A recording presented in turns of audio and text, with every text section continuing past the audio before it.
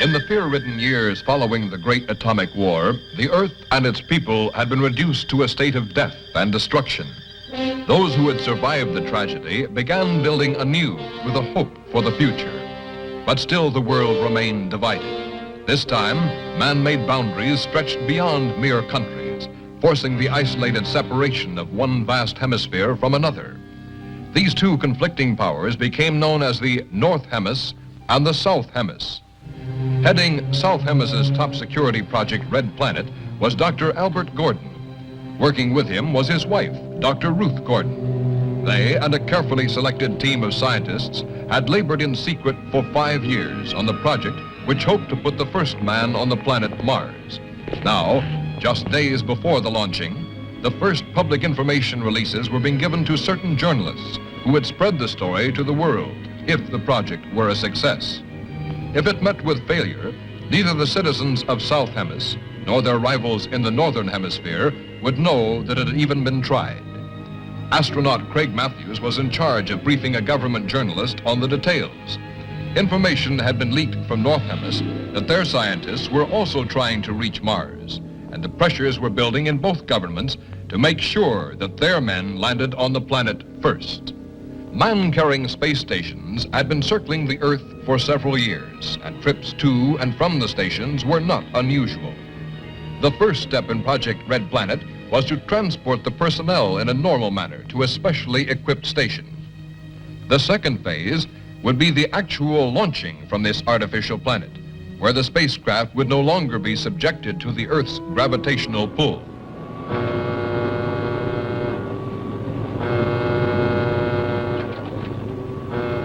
Ground control will now take command for launching.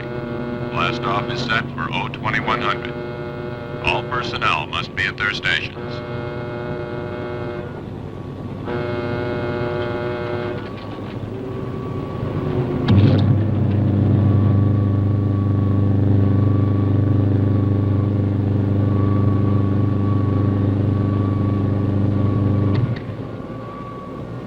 You've worked so hard. We've come so far. Just keep the faith and courage you've always shown for a little while. Dr. Gordon, forgive the intrusion. As personal representative of the President, I want to extend best wishes for the success of Project Red Planet from all the people of South Hemis. Thank you. We're approaching second unit countdown. Our hopes for the future go with you.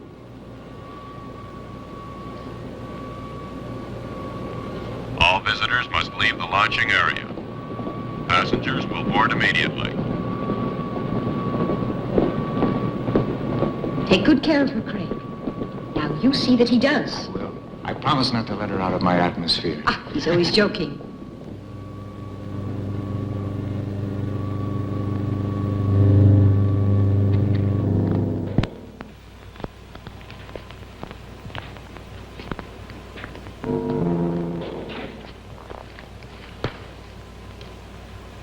You know, this flight to the space station could become just a routine stopover. An interplanet bus stop. I hope your mother approves of me. Do you? I think she does. Of course. Nancy, have you lost your confidence? Don't be silly. Countdown entering stage red. All personnel stand ready. Synchronized units now being switched over to master control.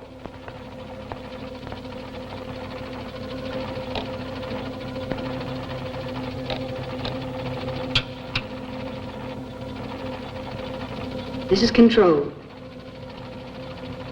Attention personnel.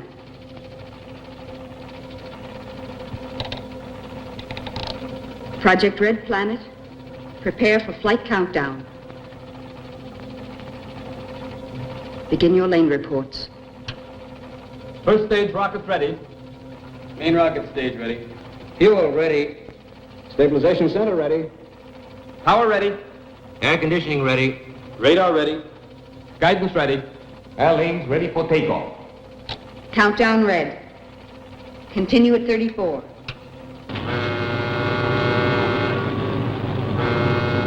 Attention flight personnel.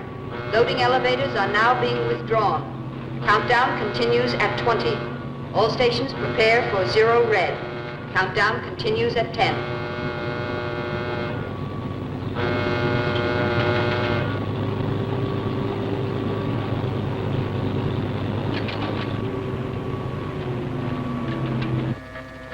Zero red, -5. Project Red Planet. All units clear. Switch over to standby.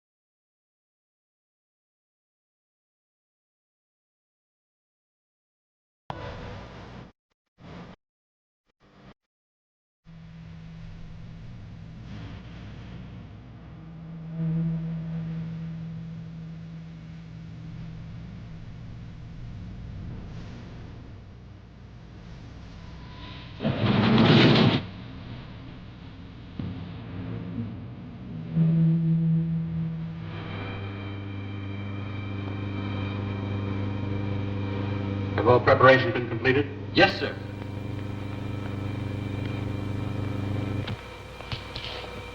Welcome, Dr. Gordon. It's good to see you, Commander.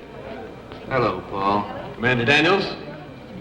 Right this way, gentlemen. My men will take care of your crew.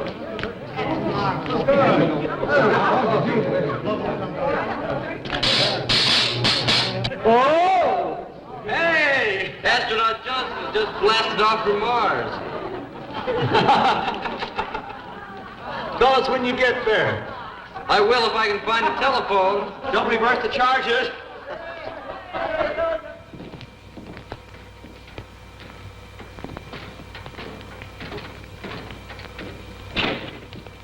Actually, we had the Mercury ready for you 2 days ahead of schedule. We've gained so much by assembling the ship here. Not just the fuel and added rocket power, but we've been spared the atmospheric strain against the ship. Which could well mean the difference. Without a doubt. Turn on Spaceship Mercury.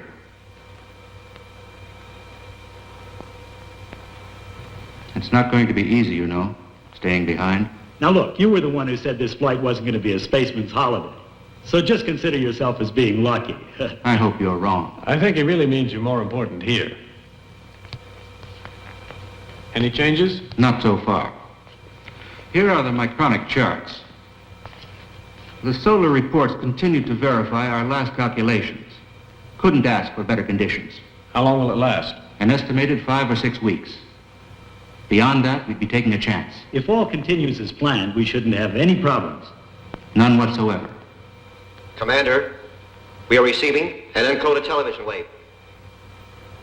You can screen it for us here. Yes, sir. It couldn't be coming from one of our ships. All flights have been diverted, with the project in effect. We'll find out soon enough. We request your aid. Identify yourself and state the nature of your request. This is Captain Torrance and Dr. Martin aboard the ship Typhoon from North Hemis. We request permission to land for emergency repairs. I've informed our base. You have permission. We'll prepare for your ship to land. Thank you. We'll trouble you as little as possible. I'll switch you to control.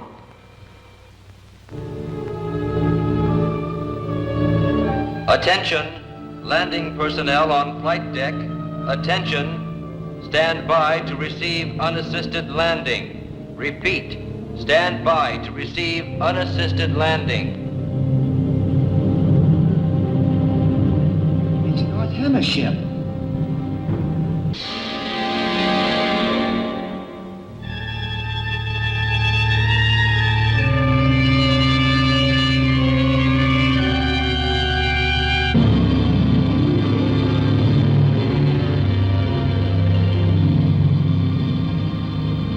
Of course, you realize we must make our own repairs.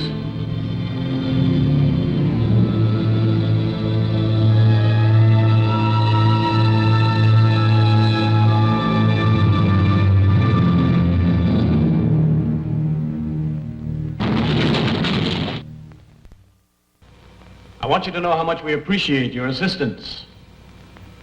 If we could work this way, North and South combined, think of it. The advantages. I agree with that. To its eventuality, Captain Torrance. Thank you. If the attitudes of our governments could somehow be changed. You know how politicians work. Always years behind science. What brought you into our radius? It was unintentional, I assure you. We were flight testing a new synergic curve pattern to lessen fuel consumption after orbit. Well, we've also been working on that. Oh, if only we were allowed to exchange data. There, politics instead of science again. Still, I believe we should try to instigate a new research exchange. We've all thought that for a long time. Maybe if we took the initial step. Mars is our immediate project. Mars? Now that you know. Spaceship Mercury. Have a look at it. This is the culmination of all our research. How close are you to its completion? Well, the ship itself has been ready for quite some time. We've just been waiting for the proper solar conditions. And your time plan? Yes, how soon? Countdown has already been set for tomorrow. If there are no drastic solar changes, we'll proceed with the plan. Any questions? May I ask you? We've already imposed enough. The hour is going late. Good luck on your flight tomorrow. Thank you. Good night, Doctor. Until later. Good night. Good night.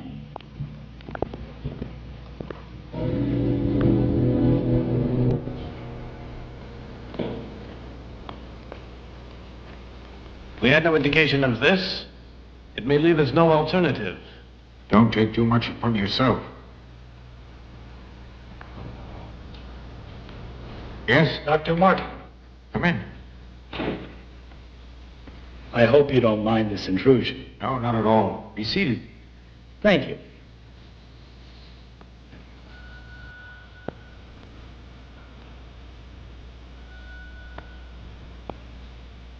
After all these years, we can finally talk. A discussion I look forward to. I've long admired your writings. That's an honor coming from you. Dr. Martin, I've observed your ship. Anything unusual? It's designed for deep probe, very similar to our Mercury. What is the Typhoon's flight range? As one scientist to another, I'd like to discuss the entire matter. But you must realize that it's entirely out of the question. Captain, do not attempt the flight. Regardless of what you believe, we cannot take any unnecessary risks. General, I can't accept defeat. If your ship is malfunctioning, you'd be merely throwing your life away, and with it the entire project. I understand your determination, but I must order you to return to the base. We cannot turn back now. Captain Torrance. Captain Torrance. Then, we've reached an impasse. I can only express my regrets. No more so than I, Dr. Gordon. I understand. Dr. Gordon. Good night. Good night.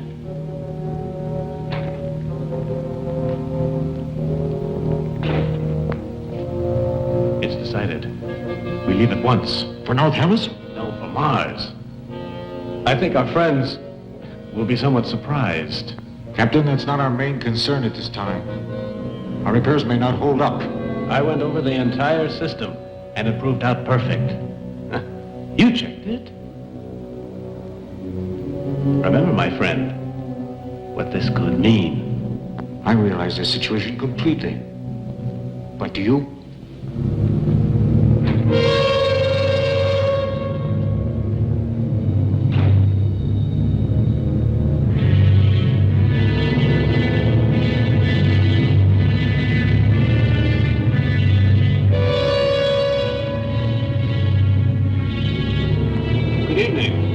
Good evening, Paul.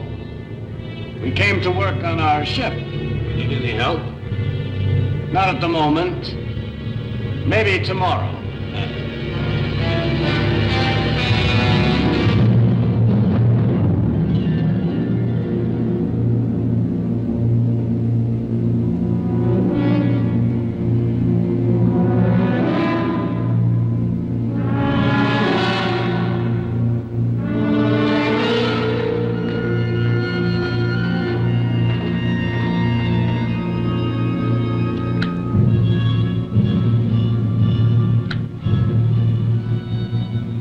All personnel clear the flight deck without delay. What was the reason for doing that? Someone might get hurt in the blast-off. Too late now. Full power. Full power.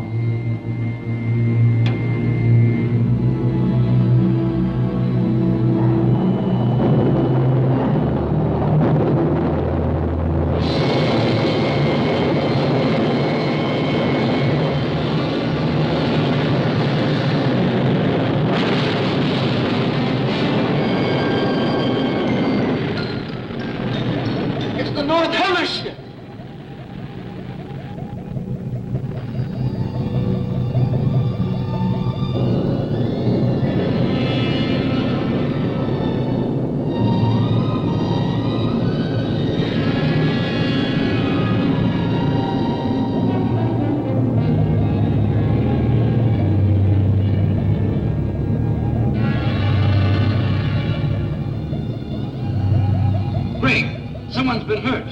There he is.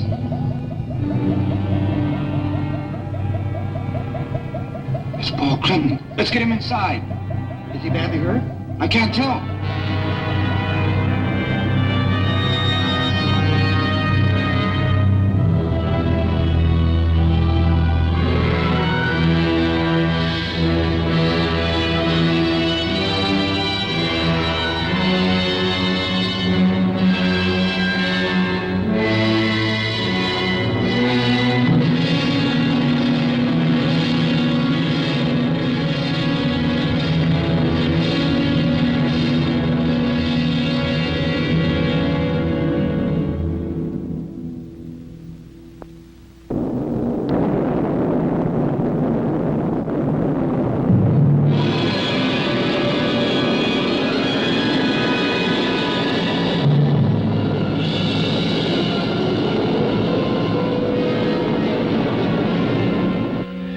Flight pattern of the Typhoon is directed for Mars.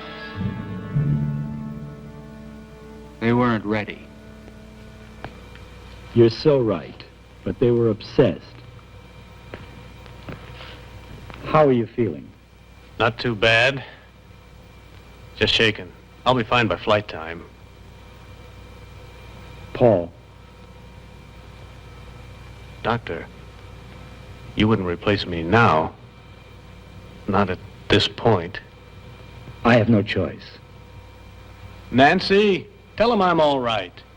The X-rays reveal a minor concussion has resulted. I'm sorry, Paul. We can't take the chance, Paul.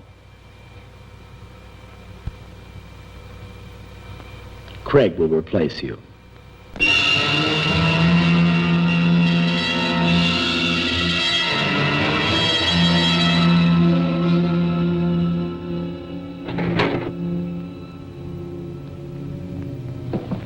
Watch your step.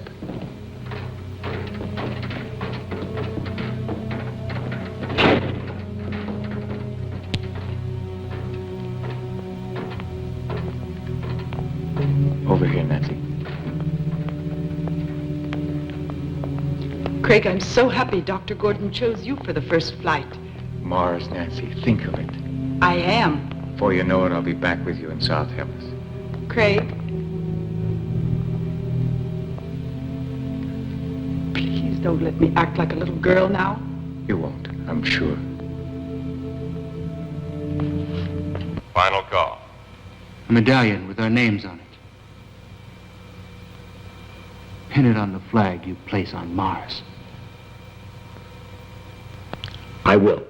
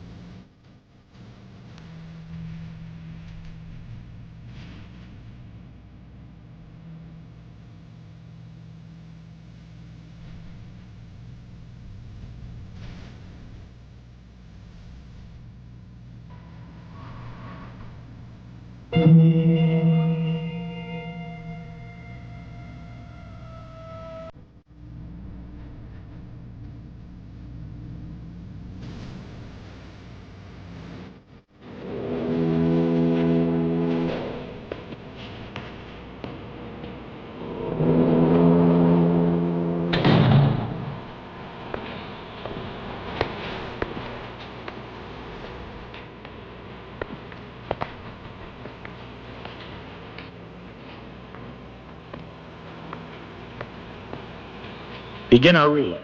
Yes, Doctor. This is Earth Control, calling Project Red Planet. Stand by to checkpoint communication relay. Relay communications in effect. Control ready. Are you ready? I'm ready, sir.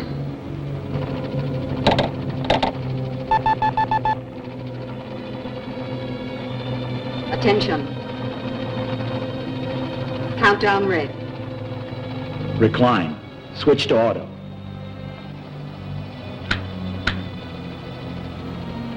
Begin our relay.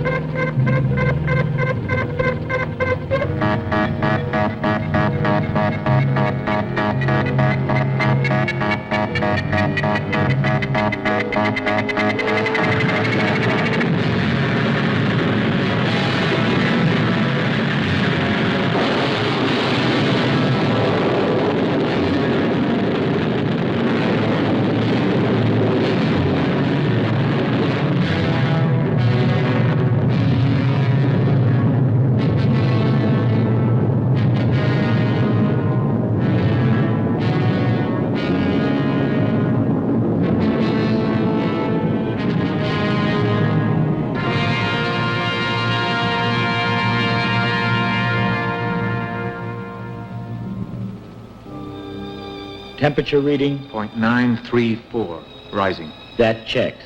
Mm-hmm.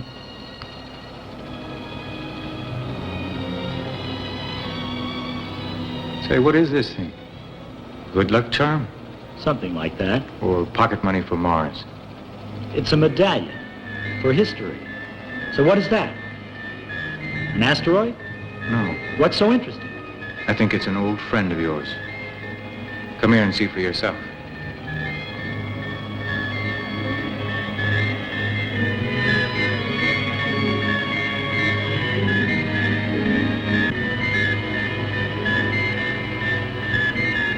To discover a satellite. That was my first dream. We'll see you on the way back. It's incredible. Remaining in orbit so long, huh? It opened the way to outer space.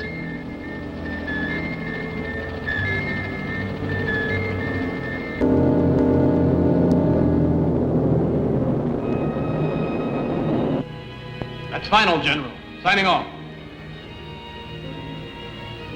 If South Hemis were to get to Mars before we did, but they won't. Our ship's perfect. Even the General admitted. Our Hemis might have suffered for it.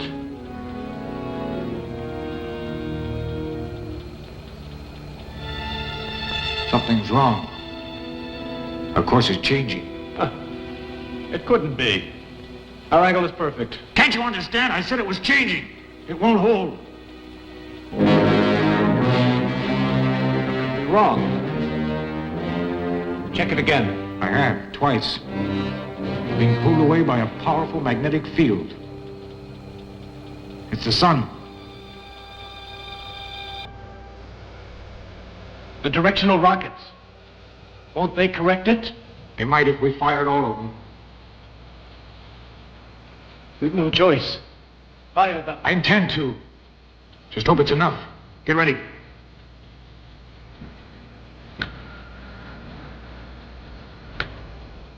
Positions. Recline.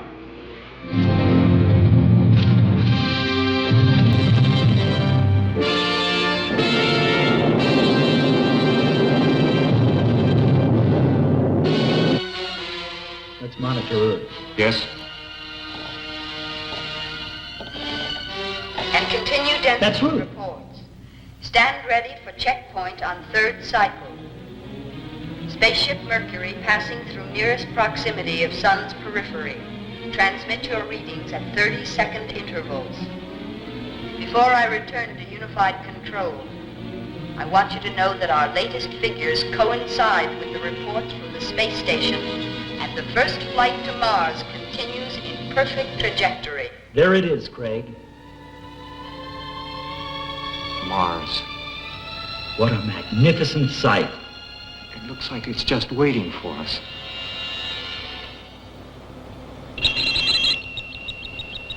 A distress signal. How could that be? Unless... Emergency. Spaceship Typhoon calling. Emergency. We are being pulled into the sun.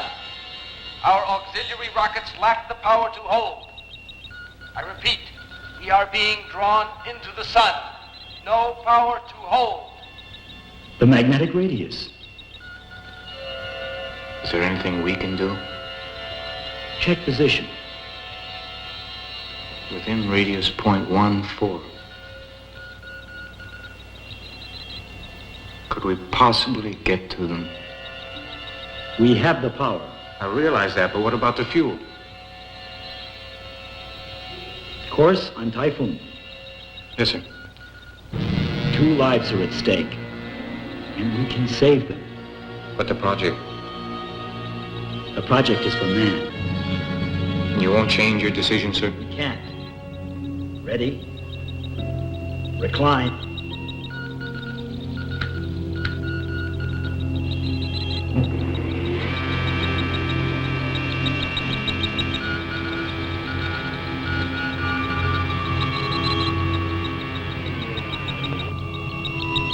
Prepare for retro.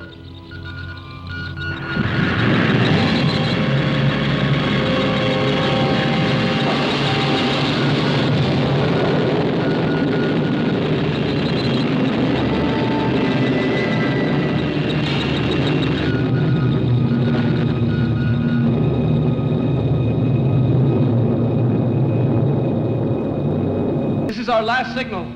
Our rocket power has failed to withstand the sun.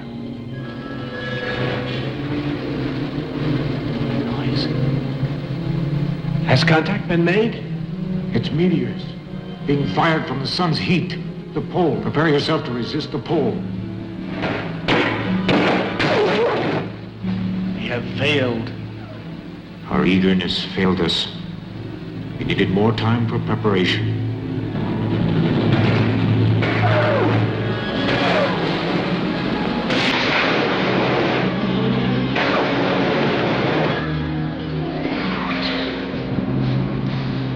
No more. Calling Typhoon. Calling Typhoon. This is Spaceship Mercury. Can you hear us? This is Radio Typhoon. Listen carefully. It's too late to help us now. For your own safety, don't even try. Continue on your course.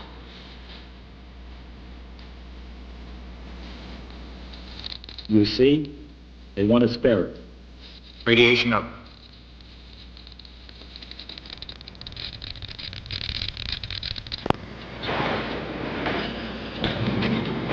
It's hopeless. I don't blame you. I wanted it too.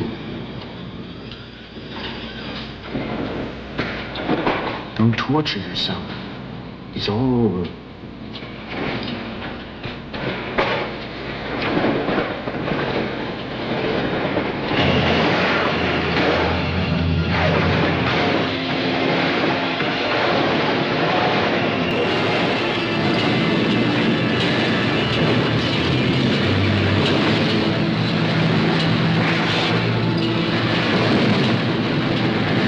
Attention, all personnel, Project Red Planet.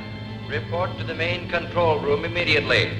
Attention, all personnel, Project Red Planet. Report to the main control room immediately. All stations are red alert. I repeat, all stations are red alert.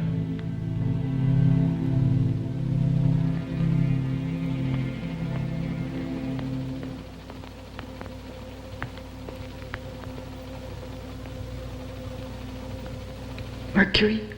Yes. What's the other object? We're not positive yet. It created a change of course. We're waiting now for some word.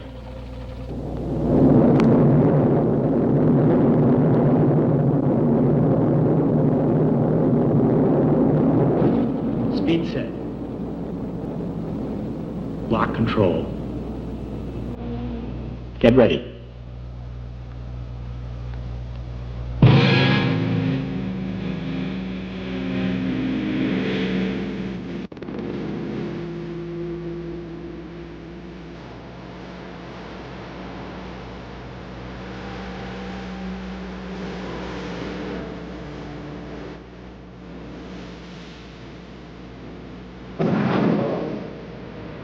I'm all set. Hatch open.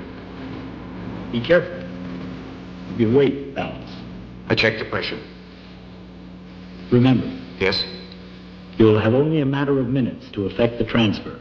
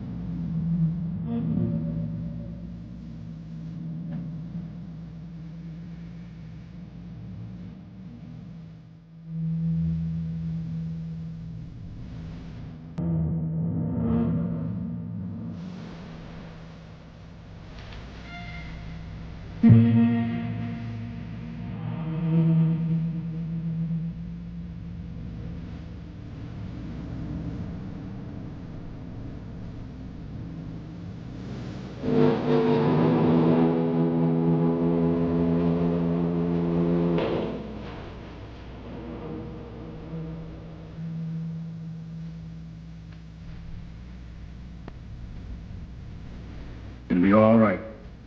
Just try now to relax, okay? Now let's get this thing off. Yeah. Now how do you feel, huh? Better? Now, let me help you, Dr. Martin.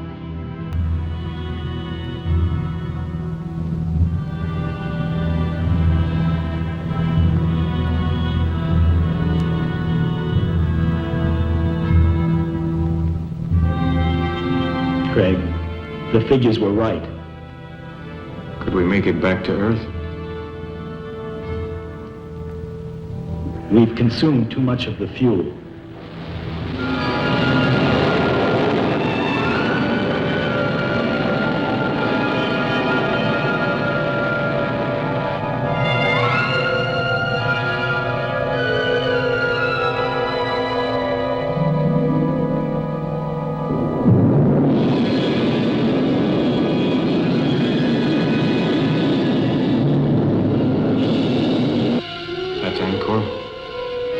The chart doesn't show the terrain. But we have to land there. Listen, Craig. Yes? Emergency fuel must come by rocket from South Hemis. What could have gone wrong? Not even a signal. Could it be ionosphere blackout? I doubt it. But perhaps if we... Sir! From Spaceship Mercury. At last, some word. We lost contact after receiving the message. Our fuel supply is exhausted. Landing on Mars is no longer possible.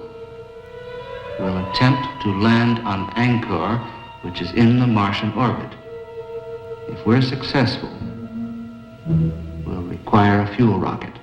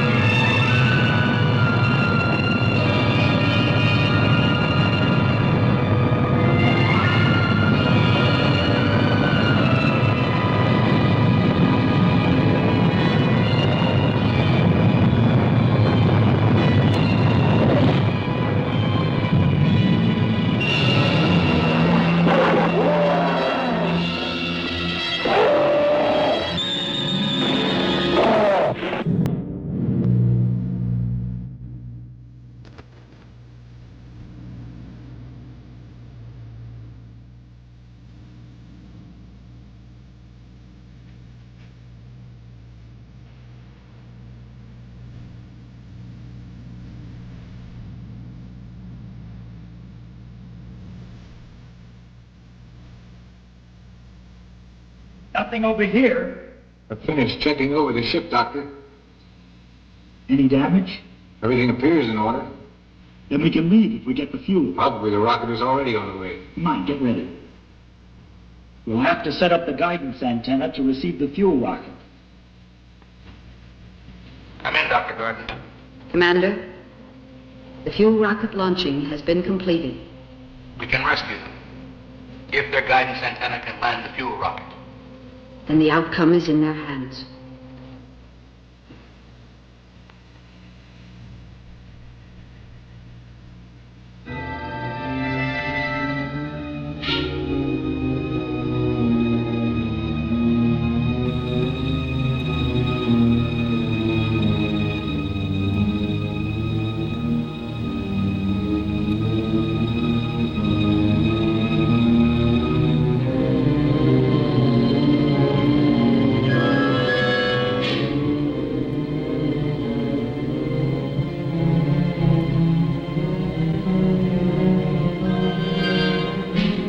There seems to be a magnetic interference. Could it prevent you from landing the fuel rocket, Doctor? Yes, but I believe the condition is diminishing with the planet's rotation around Mars. Look.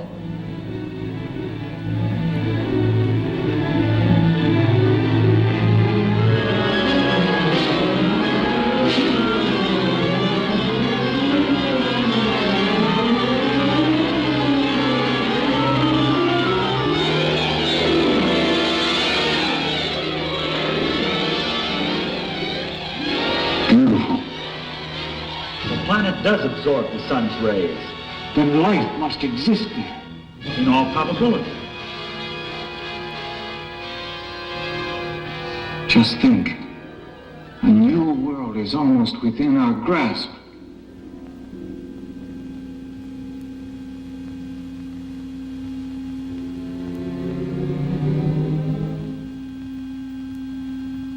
Imagine the discoveries we could make.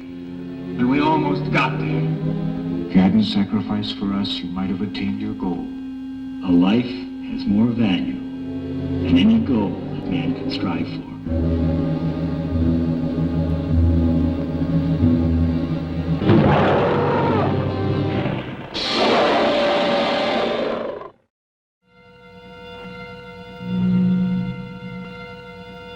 Let's relax and celebrate.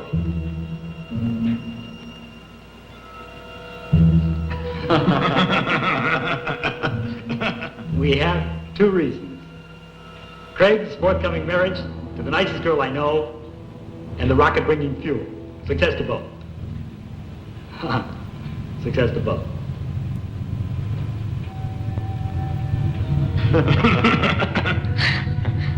It's strange. Any other time, a fuel rocket couldn't compare with Nancy. But now, I'm not so sure. Subdue the universe, but woman will always subdue man. Now, to business. The guidance antenna is still directing the rocket. It should be in our landing range presently. Let's get ready to receive it.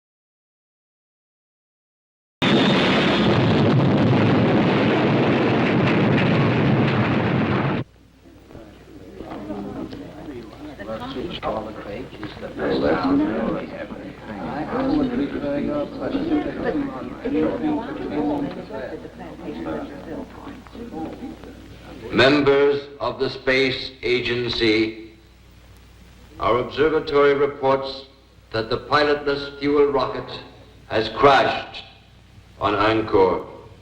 Everything possible is being done to establish further contact with our astronauts. As soon as we have any word, you will be notified. Thank you.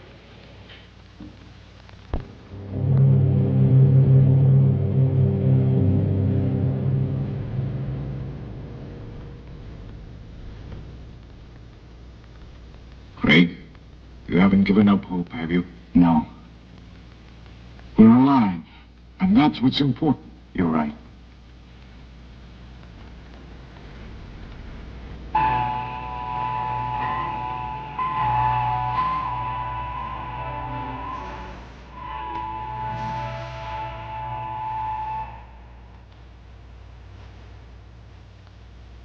The transmitter's strong enough, the signal should be received.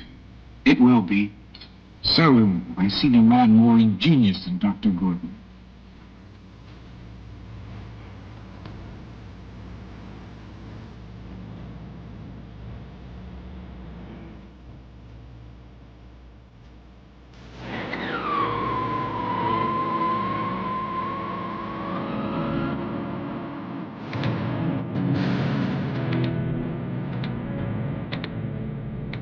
Any sign at all that the interference will decrease? No, sir, not yet.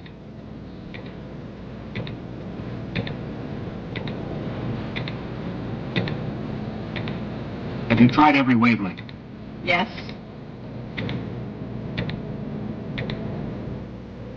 The distance and time element, everything checks out.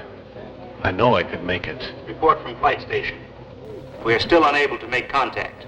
A piloted fuel rocket is our last course of action. I strongly recommend Paul Clinton as the man best qualified to undertake the flight.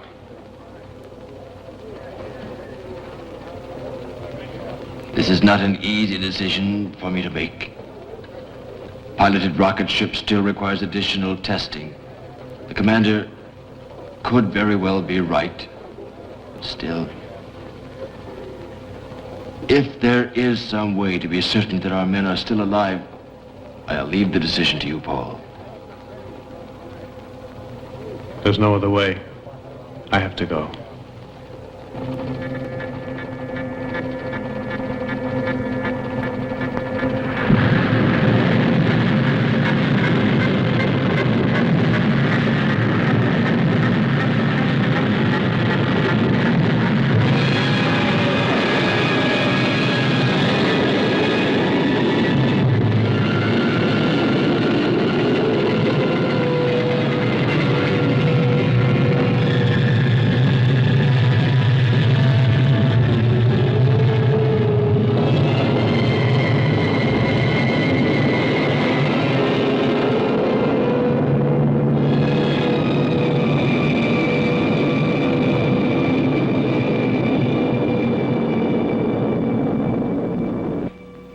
Mercury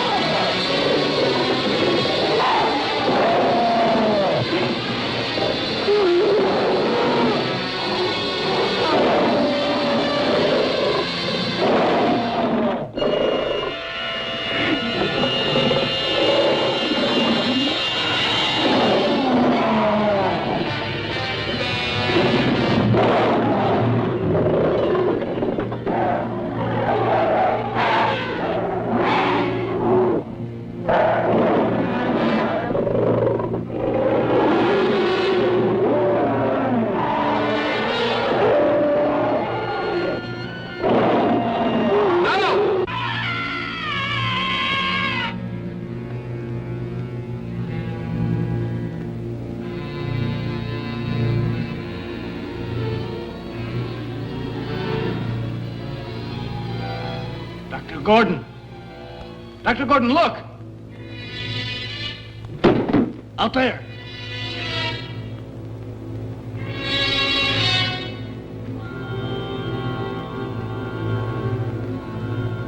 Greg, let's go. Yes, sir.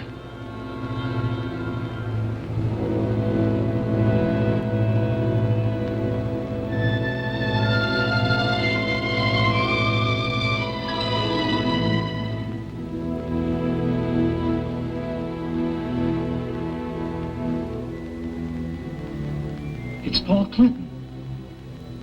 Doctor, the creatures. One of our fuel rockets. Paul? What creatures?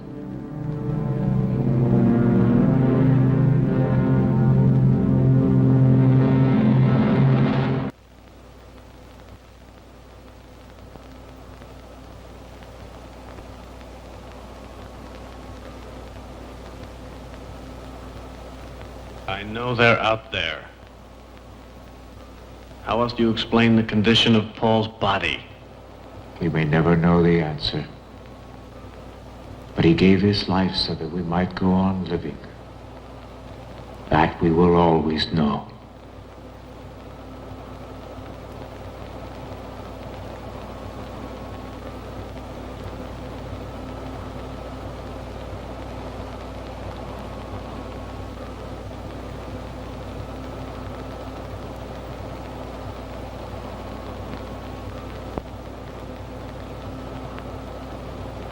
We'll be taking off shortly.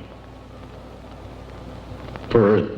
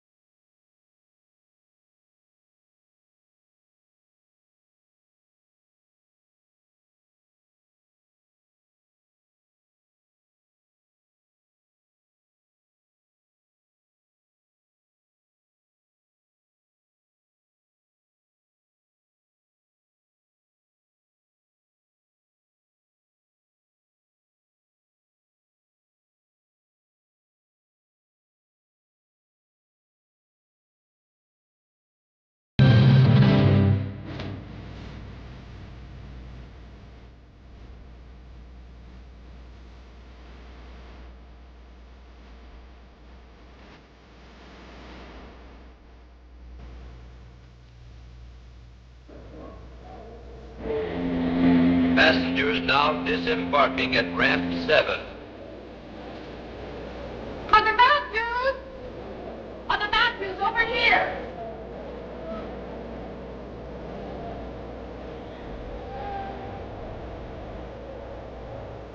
will be here shortly. He's a hero. Thank you. Oh, I can hardly believe it. Oh, you're so very kind, children. Oh, Nancy, I'm so thrilled. This is my aunt. Oh, I've never been so happy and proud. Oh, I'm just too excited even to speak. Attention! Here is the latest bulletin on the spaceship Mercury. Landing will take place within the next several minutes. We are standing by to give you a detailed description of this historic event.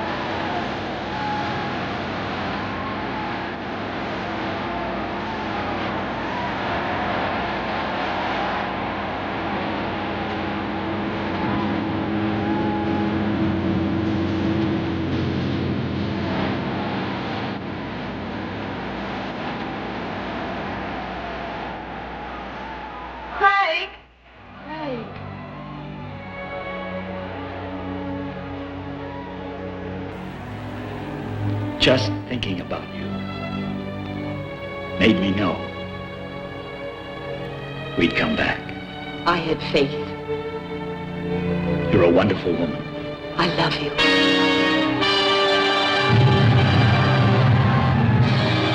Although the first attempt by man to reach Mars had met with failure, a greater insight to the real problems of mankind had been achieved. The way was now open for both sides to begin working together in peace. And out of their combined knowledge and effort, all men would come to know a better world in which to live. And one day, perhaps, the entire universe.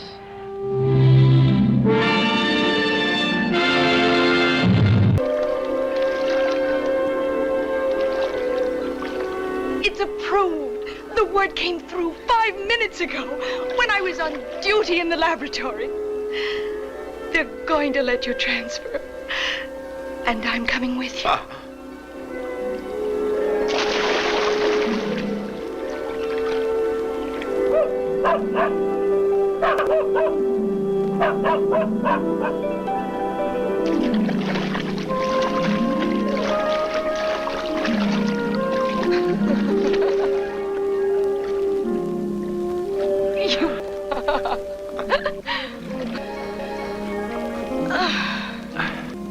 Did you tell the old man? No. A little while ago, I made a wish on a falling star, as they used to do many years ago. Now, the wish has come true. When we get away from here, we'll be living among normal people again.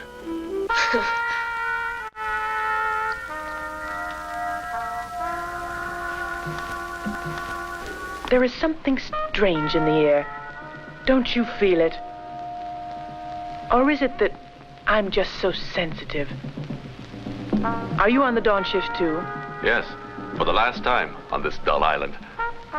Go ahead and kiss each other. Don't mind me. She never misses an opportunity to stick her nose into other people's business. Still, that's good advice she gave us.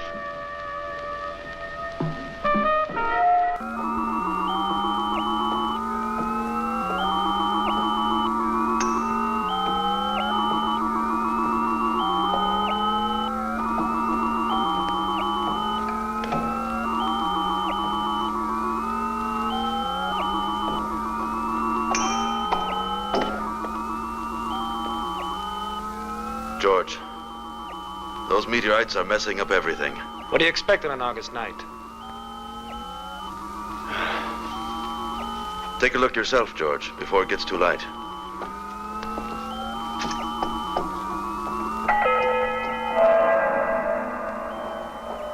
Hey, Fred! Did you see what I see? Yes, it's nothing. Holy smokes, Fred! Wait a minute! What do you think it means? I told you, those falling stars are muddling everything. I need some coffee. Skip the coffee, Fred. What can it be? I took some slides. We'll find out in an hour. An hour, my foot will go to the electronic telescope. Precisely. You learn that I'm the kind of man who takes his responsibilities seriously. Morning, Dr. Cornfield. Hi. Go on, tell him. Maybe we had better take a look through the electronic telescope first and check the reading in this area. The whole thing's pretty unlikely. We both saw it. Let me see. Come on. Can you tell me why Fish Face is so frantic? George? I'm afraid he's right. I suppose I was just trying to avoid having last-minute complications. You must help me, Mrs. Collins. Me? Some very strong coffee, please. I'll get some right away. Hurry up, Fred. Let's go to the radio section. I'll bet the other observatories have reported something. Don't forget, Reynolds, that we have the most powerful equipment in the world. What's happening, Reynolds? Something terrible.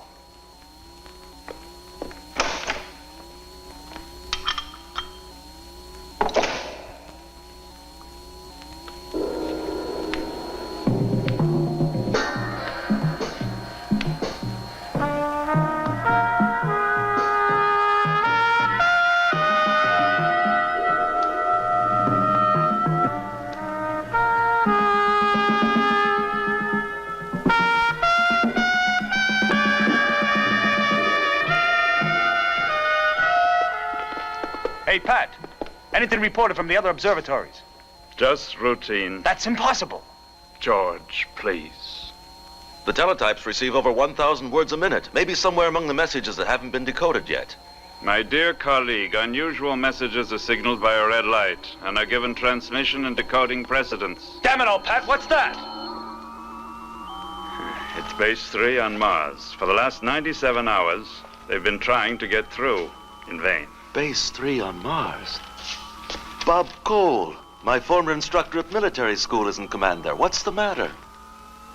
Nothing important. There's a magnetic storm raging with a sodium formation. Is that what interests you? Ah, nuts. Take the sodium and make yourself a bicarbonate. Well? Nothing here. The old man must be told. You don't mean to insinuate that I should? You are the dean, Dr. Cornfield. Precisely. But he'd just start to snap at me, and then I'd lose my temper. We have no authority. It's up to you, Cornfield. Nothing of the kind. Calm yourselves, gentlemen. I'll tell him. If it turns out to be a flash in the pan, I'll be the lightning rod. This is my last day here, anyway. Precisely. After all, he was the first one to see it. Will someone please tell me what's going on? I've never been known to snap at anyone.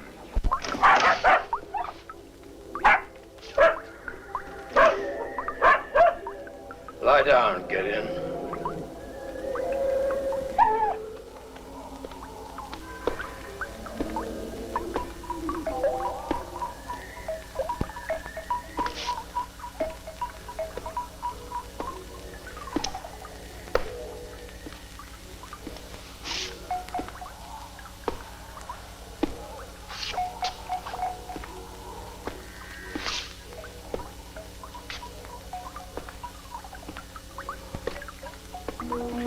Come forward, Steele.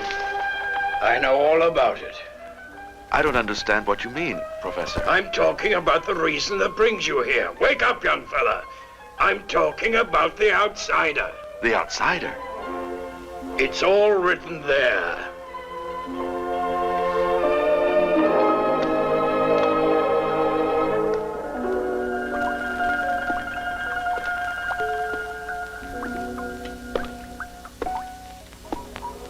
Right. Amazing. How did you do it? Young fella, you and the others have to see and hear before you can know. I have one advantage over all of you. Calculus. However, I'm glad to see that you at least know how to read it. In spite of the disdain in which I hold all your stupid and dull mechanical apparatuses, do you think that I don't examine carefully the readings that you send me? The difference is that you accept those readings as results, whereas for me, they are merely elements in a formula.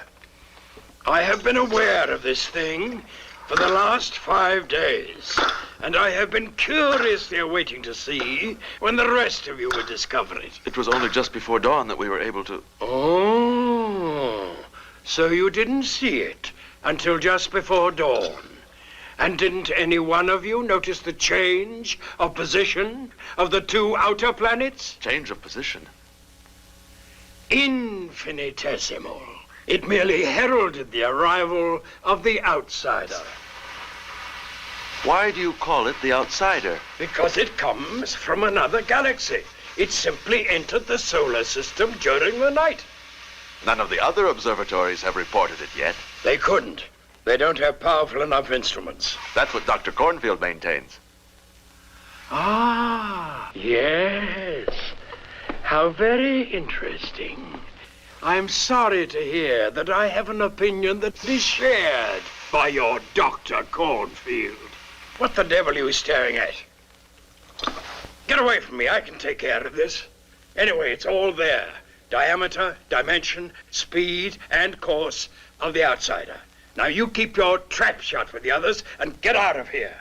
Professor, a foreign body, a planet, the outsider as you call it, has entered the solar system and is heading right for us. Because of its size and particular characteristics, it won't burn up when it contacts the Earth's atmosphere. It could be a catastrophe. Now that's a perfect summary of the situation. So? Maybe it would be prudent, Professor, to warn the others, the department, the high command. Steele, I've already told you to keep your trap shut and get out of here. With pleasure. In fact, I've also come here to say goodbye. Oh, if only I had a handkerchief, I'd burst into tears.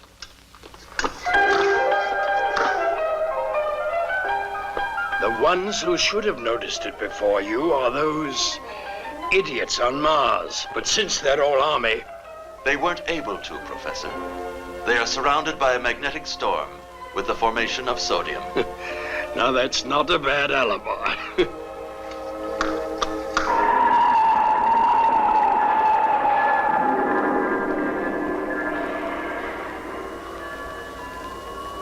High Command, this is Mars Base 3. High Command, this is Mars Base 3. High Command, this is Mars Base 3. Over. We've lost contact again, Commander. Try it on microwave. Sir, there's another signal. This is Mars Base 3. It's for you, Commander. Plug in the speaker. Hello, hello. Commander Cole speaking. Hi, Bob. This is Steele. Fred Steele? Where did you spring up from? I have a message for you. I'm leaving the island tomorrow. Then Eve Barnett and I are going to get married. Congratulations. But you've hit me at a bad moment, Fred. I have a convoy coming in, and until just a few seconds ago, my lines of communication were cut off. You'll have to excuse me, Fred. Wait, Bob. There's something else. I'll transmit it in code. Fred! What are you doing? He's a crazy kid. He could have made a fine soldier, but he got a sudden passion for astronomy. Astronomy being called Eve Barnett? Exactly. I'll decode the message. Probably some more of his foolishness.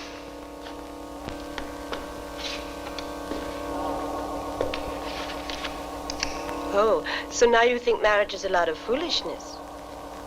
Not ours, Kathy. What is it, Boyd? Commander, we've established contact with the convoy escort. They're off course, 12 degrees from the curve of fall. Connect me with the convoy escort. Plug in the speaker, Boyd. Yes, sir. Mike Sierra, 1-5. This is Mars, base 3. Over. Mars, base 3. This is Mike Sierra, 1-5. Go ahead. Do you know the causes of your deviation from course? Causes unknown. We have been in free fall navigation for 103 Earth hours. Deviation became noticeable just 9 hours ago. Request permission to operate rocket propulsion motors in order to correct course. There's no other solution. Permission granted. Gyroscopes in operation. Juliet 5, this is Mike Sierra 1-5. Duplicate our maneuver. Over. Mike Sierra 1-5. This is Juliet 5. Wilco out. Gyroscopes at maximum. Gyroscopes at maximum.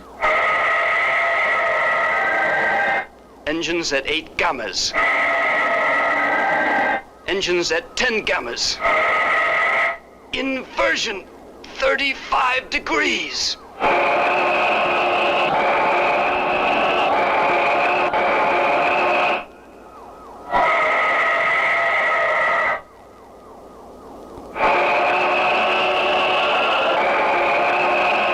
Will they be able to get back on course, Commander?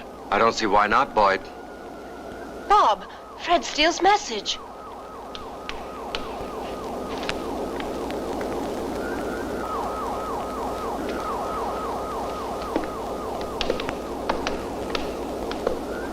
Open the protective dome with the parabolic antennas. Switch on the electronic telescope. The magnetic storm has passed its peak, but there's still an inferno raging outside, sir. Execute the order. This is the space zone to be scanned. Yes, sir. The dome is opening.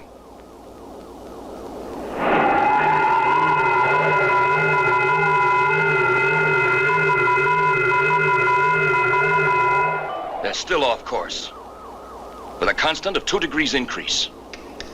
Mike Sierra 1-5, this is Mars Base 3. Juliet 5, copy. Increase rocket power to 12 gammas and correct inversion another 15 degrees. Wilco. Engines at 12 gammas. 6 degrees with a peri-Martian displacement of 700 miles. Mike Sierra 1-5, this is Base 3. Juliet 5, copy. Deimos is out of orbit. It may intersect your course. It's coming towards us.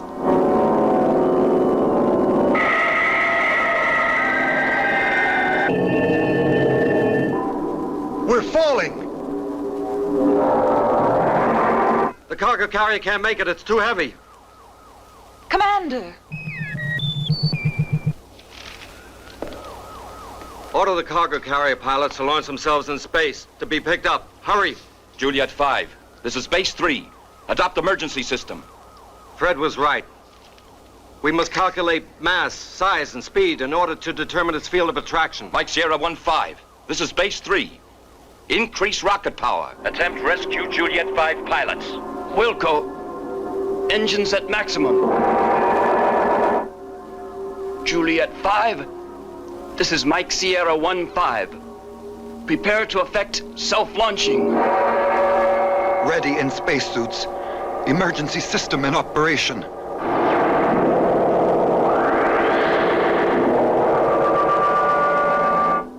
We have opened our depression chamber. -5, 4, 3, 2, 1. Go!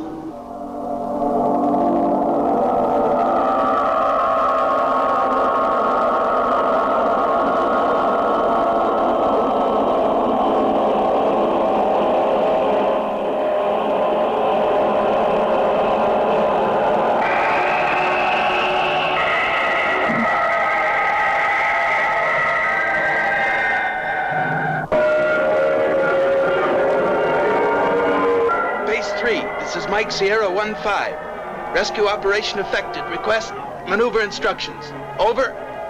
This is Base 3. Invert another 10 degrees relative to tangent of Deimos. Specify speed of course. Hold tight just a few seconds more. Countermand the order. But, Commander!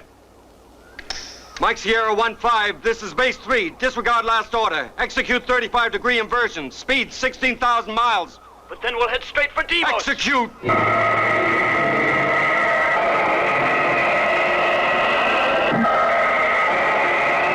But that's murder! You're sending them to certain death! That'll do, Boyd.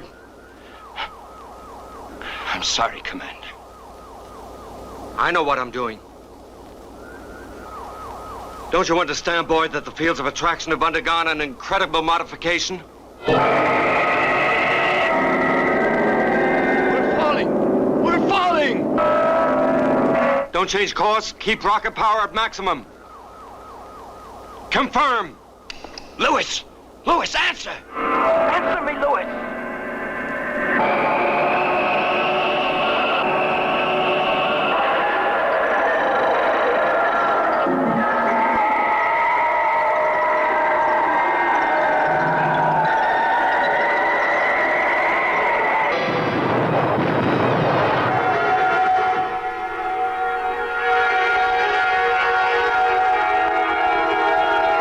We're getting away!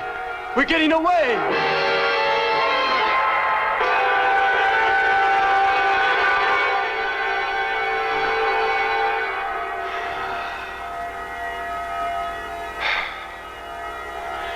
I never thought we'd make it, Lewis.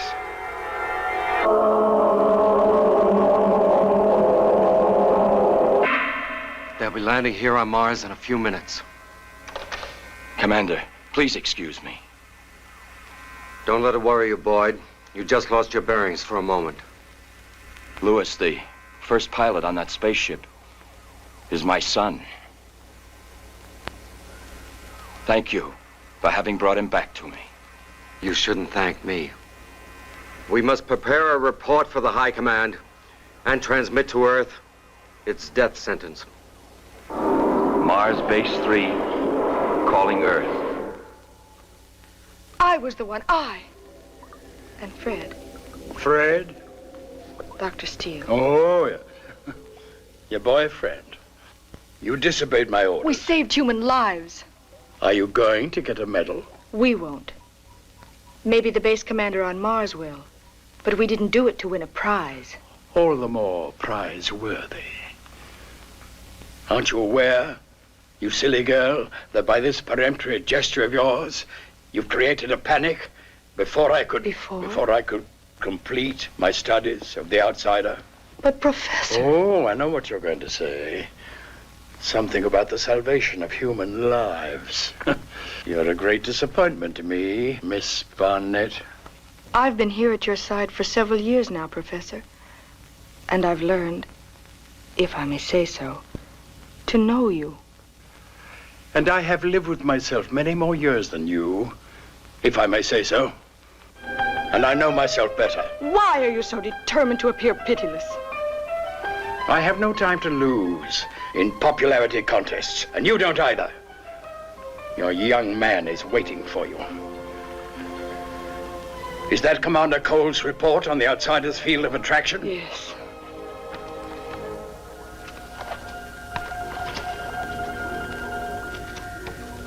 Goodbye, Eve.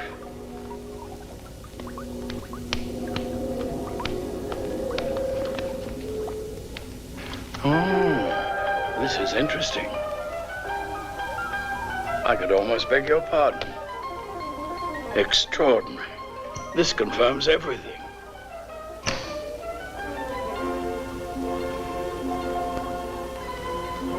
Eve. Eve.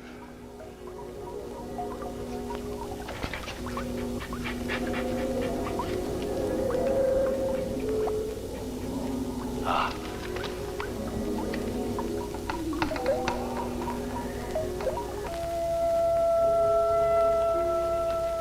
5 minutes to go, Dr. Steele.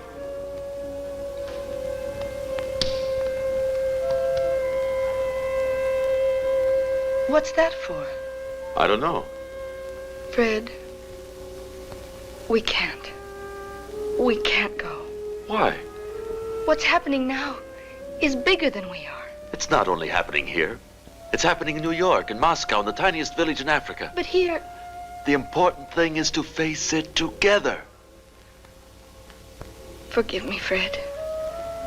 You've always done everything I've ever wanted. You don't deserve. But I'm not going. I'll go by myself. Don't, dears. Neither one of you is leaving. Dr. Steele, the flight's suspended. And so are all transfer permissions. All scientists have been mobilized as of today. Let's hope they give us uniforms. Then we'll all be equals together, won't we? And darlings, you'll be interested to know that the old man has been severely reprimanded. Reprimanded? I have been reprimanded. As usual, the bigwigs have to try to find a scapegoat. You must try to understand them, Professor. The news caught them by surprise. Panic has been widespread, and perhaps they think, mistakenly, that if they'd been informed in time... Wonderful! Wonderful! What's your name? Cornfield, I believe. Well, Mr. Cornfield, you are wonderful. You have a facile tongue. Well, for once I will loosen my tongue.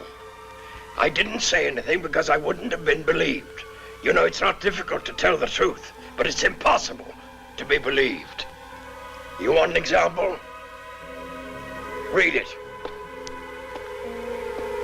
It's written here that in spite of all predictions, the outsider will not collide with the Earth. Go on, get out of the way, Gideon. That's the boy.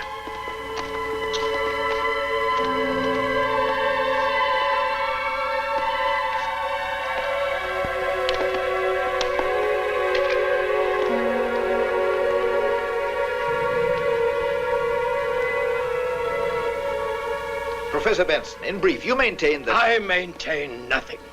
I ascertain. I ascertain on the basis of mathematical elements which are irrefutable that the outsider will bypass the Earth at a distance of 95,000 miles without even dreaming of grazing the outside edge of our atmosphere. Greenwich, Mount Palomar, and the observatory in the Urals, as well as the bases on Mars and the Moon, have formulated other forecasts that are very different. Your esteemed colleague Newman and the great physicist Ratoff have expressed as their opinion... Mr. Cornfield, there's only one opinion that interests me, my own.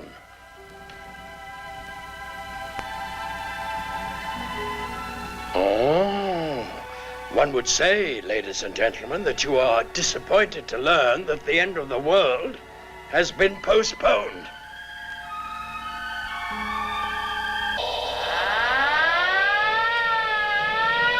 Clear the launching ramps. Spaceship Alpha 23 in arrival.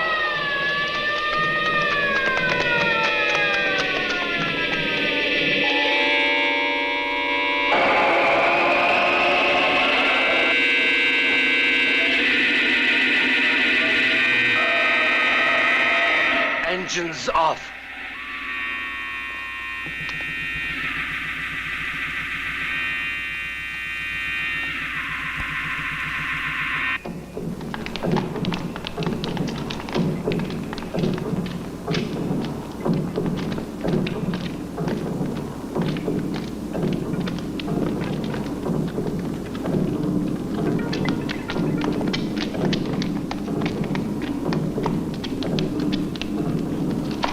Welcome back to Earth, Cole. General Varick, my wife and assistant. We haven't a moment to lose. We must go to the High Command immediately. I understand the fear psychosis is very grave. Everyone wants to run away. But where? It's impossible to predict on what part of the globe the outsider will fall. Gentlemen? We've heard about the wave of suicides and riots. To stem them, we've even gone so far as to announce our official approval of the theory of that charlatan Benson. What is Professor Benson's theory, General? The outsider will bypass the Earth at a distance of 95,000 miles on its course toward the sun. We know damn well it's not true. Of course. However, we have committed ourselves to destroy the outsider beyond the limits of the Earth's atmosphere. I've worked out a detailed development of the automatic plan of strategy which you transmitted to me. Good. We will compare your conclusions with ours.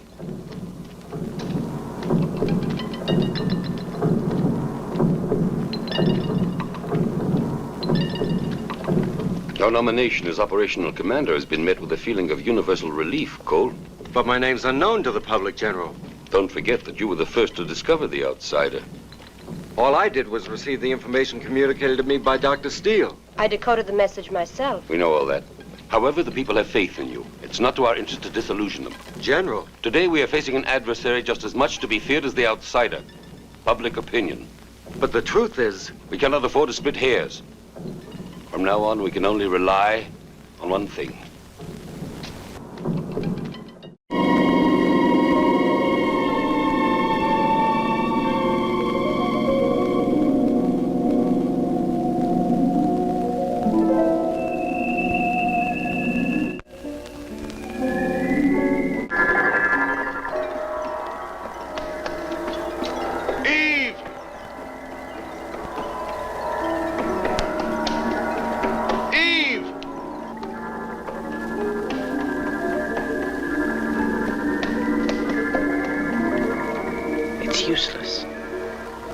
You don't even exist for her. Professor! Professor Benson, it stopped just as you predicted. The outsider has started to orbit around the Earth. What did you say? Professor, it stopped at exactly 95,000 miles, just as you calculated. And it's gone into orbit. Congratulations.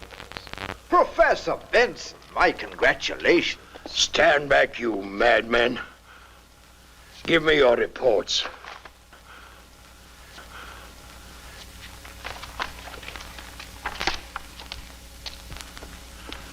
It's impossible. Why? The first time in my life I have made an error in calculus. An error that is mathematically impossible.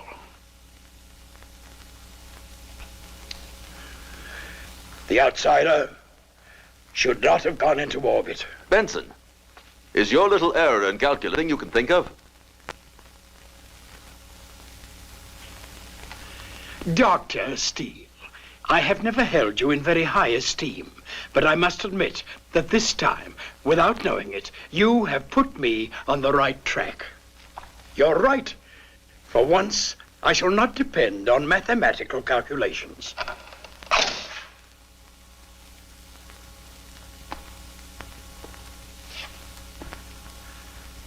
Cornfield, you know much better than I how to operate these stupid visual screens that permit us to talk to the bigwigs in politics and the military forces. I have no intention of speaking to them, but you will. You will inform them, in my name if you like, that the outsider must be destroyed, and immediately. Can't you get any closer with the telescopic lens, Boyd? This is the maximum.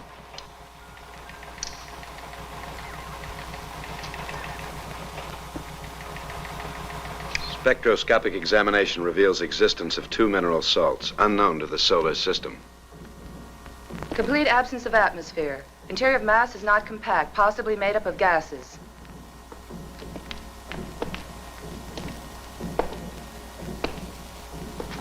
External radioactivity soundings register increasingly high percentage. We could make more detailed findings in a reconnaissance flight to the outsider. Benson's against it. Benson? They all hang on his word these days. He just keeps repeating, destroy it immediately. With the radioactivity I just registered, I'd go slow. If atomic missiles are used, the explosion could cause some pretty serious chain reactions. I think so, too. We must have more data to work on, no matter what the cost.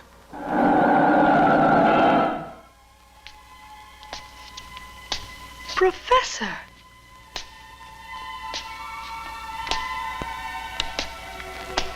I've never seen you before outside your den, as they call it. My dear. Aren't you feeling well, Professor? Here are the latest readings.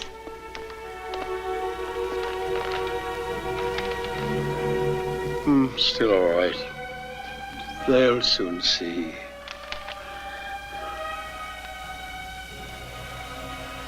Do you know what is the most tiring thing of all, Eve? Having to communicate and explain when the important thing is to know. Do you love your neighbor, Eve? I ought to say to the devil with a law, my duty is to science. I'm a scientist, not a defender of the human race. So, they don't want to destroy the outsider. They want to explore it. That'll be funny. Come along with me. Where? We're going to enjoy the show. Come on. I don't know the way. Yes, Professor.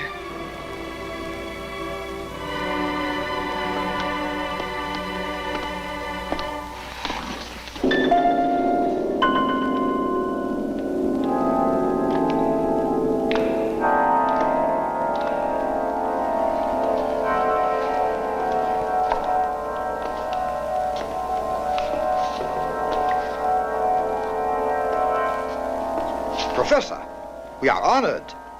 That's it, precisely. We are honored. Do you mind if I sit down? I've walked long enough. Sit here. Oh, what a lovely surprise. Would you care for a cup of coffee? I'm not here on a social visit. Oh, excuse me. I've come to drink a cup of gall. Cornfield, are you quite certain that you made it clear to the High Command my complete disapproval of this further waste of time?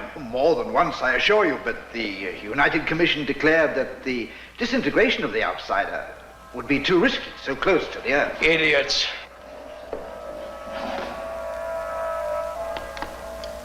Is that where you look?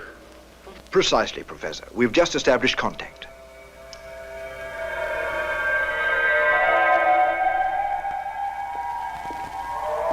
Yes, clear enough. They seem to have made some progress in this field. This spaceship is equipped for an exhaustive examination of the outsider's internal mass structure. And the research exploration team is composed of the very best scientists in the world. I don't understand why they didn't invite you to the party, Dr. Cornfield. They will approach the planet until they are within 75 miles of its surface. What did you say? 75 miles. Precisely. A match. Somebody please give me a match.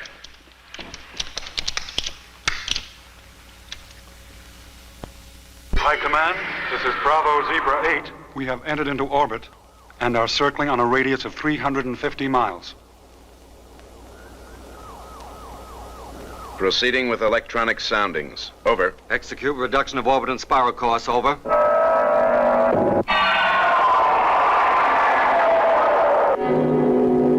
Maneuver executed. Everything in order. Over. Looks like a kid show.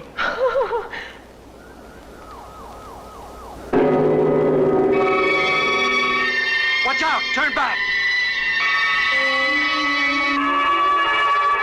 Engines at maximum. Inversion course 45 degrees.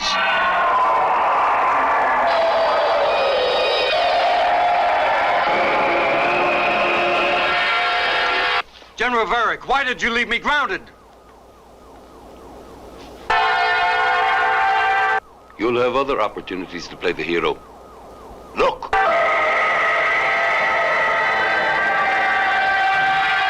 They're overtaking us.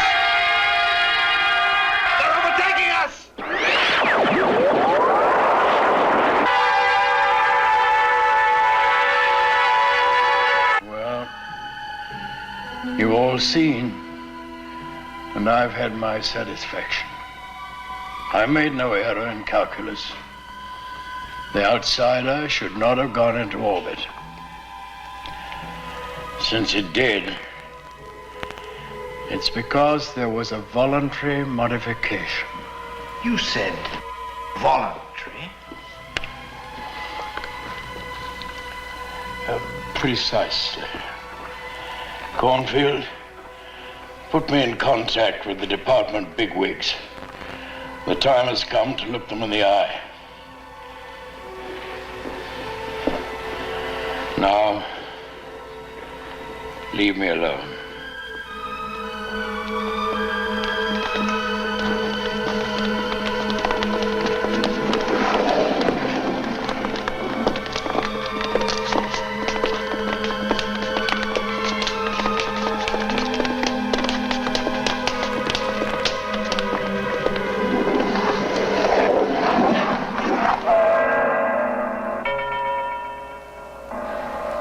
Benson, I want to speak to you. It's about time I did. No one has ever prevented you. I want to be listened to then. It depends on what you say. It's very serious. Your days are numbered. Just a moment. I prefer that you speak before the United Commission.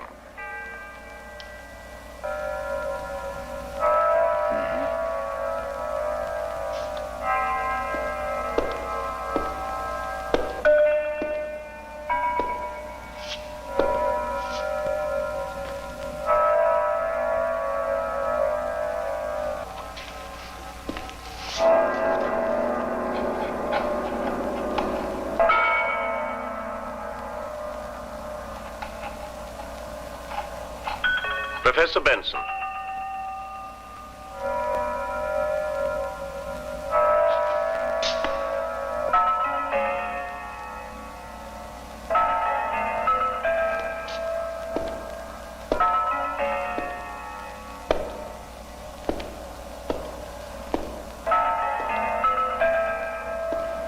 Gentlemen, you have exactly 840 hours left in which to act. In the meantime, the outsider will be tightening its orbit around the Earth. It will descend to a distance of 45,000 miles from the Earth's surface, and then... What proofs do you have? You'll find them written there. I take it for granted you know how to read. The formulas have just been photographed. We will examine your hypothesis most attentively. This is no hypothesis. I tell you that the outsider, in tightening its orbit around the Earth, will provoke serious upsets in the balance of nature's elements, changes of climate and orography in vast zones of the globe. You're concerned about the fate of the human race. You're wrong, my dear sir. I am not moved by humanitarian motives. Well then, Professor Benson? I want to know the truth. What truth? That's hidden inside the nucleus of the outsider. I'll make you a deal. Benson, you explain yourself badly. Find yourself to the heart of the matter. Please tell us, Professor Benson. I have already determined that deep within the outsider, there are conscious beings who come from another galaxy, fugitives perhaps, from a dying world. Then according to you, the outsider is a kind of survivor's raft. That's a colorful description, but it states the case. These space survivors are attracted to the Earth's life-giving warmth. Very well then. I present you with the possibility of saving the human race. That is, to put it bluntly, I will save your lives for you. Yours, and yours, and yours, on one condition: that you give me the necessary means for studying and uncovering the outsider's secret. What means, Professor Benson? I ask to have the absolute command of all operations invested in my hands.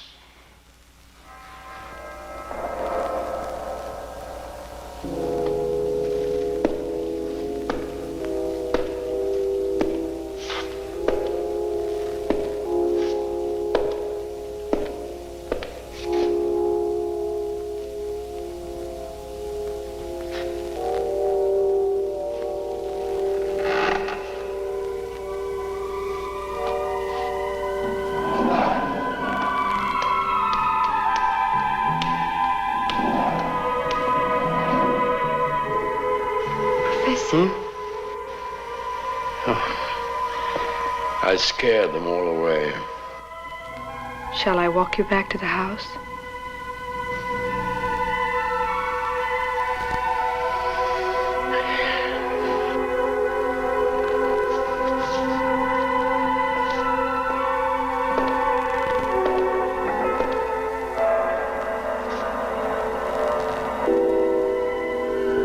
In the name of the United Commission, I am instructed to communicate to you our most profound admiration and gratitude, Professor Benson. The Executive Office has proposed you for the highest academic award. I thank you from the bottom of my heart. As for your request, the United Commission finds it necessary to turn it down. That doesn't surprise me. Under the circumstances, the initiative passes to the military forces. This is war. And I'm not of draft age.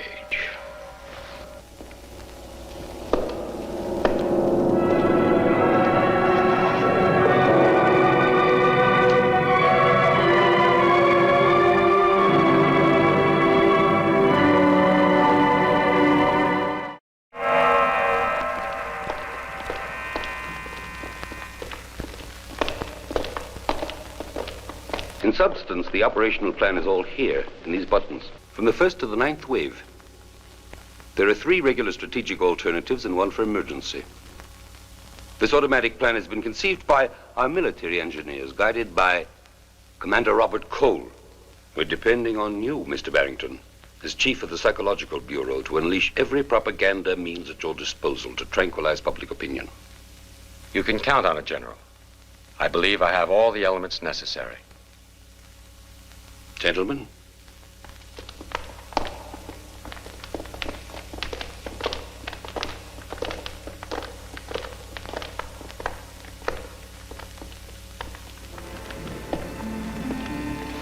Bob, don't you think Varric is oversimplifying?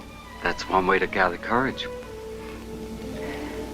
When I think of how we got married, based on a psychotechnical examination which determined the affinity between our individual characteristics. What's this all about, Kathy? Now I bless that psychotechnical exam. I love you, Bob.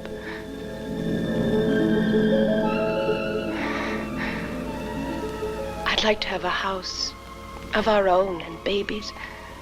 I don't remember that from the psychotechnical exam. But I'm happy, even like this. As long as you never leave me. Take me with you, Bob. Up there? The plan is all here. I want to be included in one of those buttons. But only because you're there. This is the one, isn't it? The 9th wave. The last one. But you... Don't forget Benson. What's Benson got to do with it? Remember his prediction. 840 hours left. Only 118 have passed. Even admitting that it's right. Do I have to climb down, or can I listen to you from up here?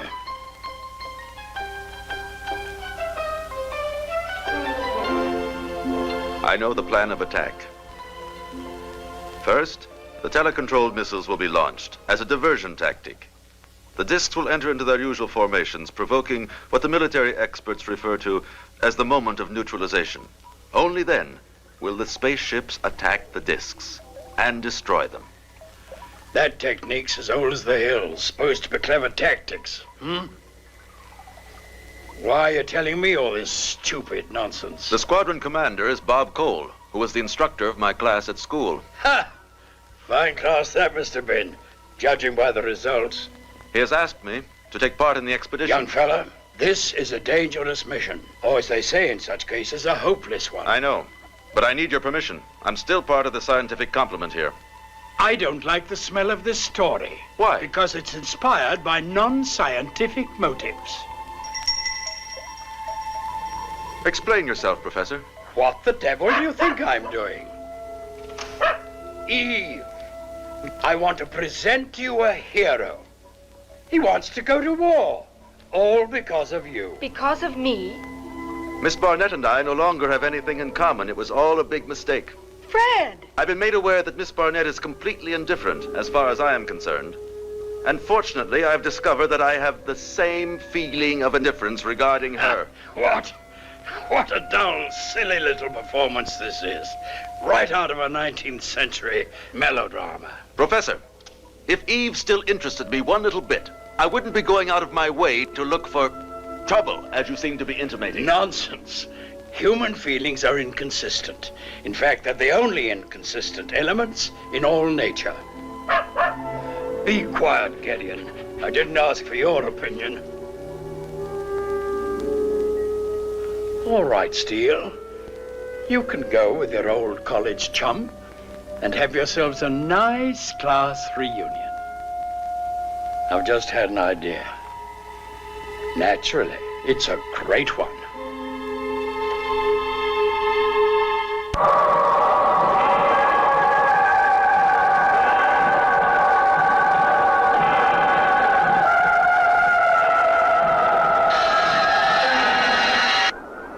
High Command, this is Alpha 2-3. 3 disk formation sighted.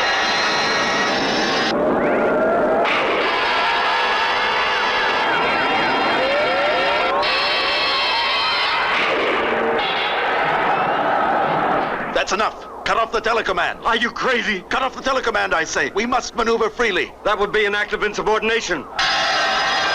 2 disks are heading towards us. Gamble your career, you idiot, if you don't want to gamble your life.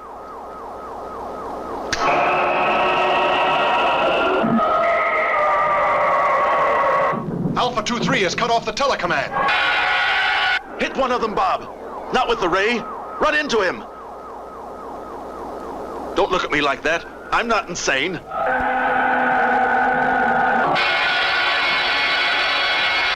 He can't see you. And if you don't use the radio, he won't hear you. Go to it, Bob. Do as I tell you. It's Fred Steele's spaceship, Professor. Wait a few seconds, my girl, before you put me on the rack.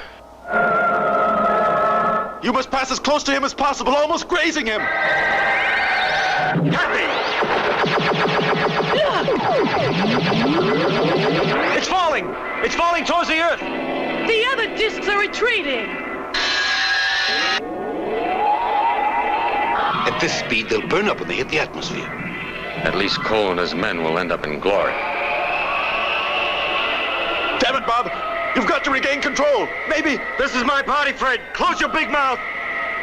Watch out! I'm cutting off the engines.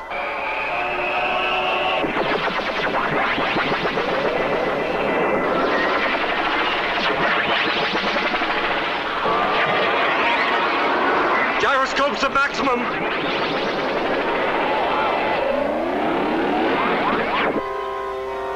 As soon as we're perpendicular to the Earth, I'll start the engines again. What about the disc? If it has as good a pilot as we do, it's safe. Engines! Cornfield! Contact the High Command immediately. Tell them in my name to call back all surviving spaceships. The fallen disc must be recovered at all costs. As for you, my girl, you get hold of that sometime suitor of yours, if he's still alive. I want his report on the fallen disc.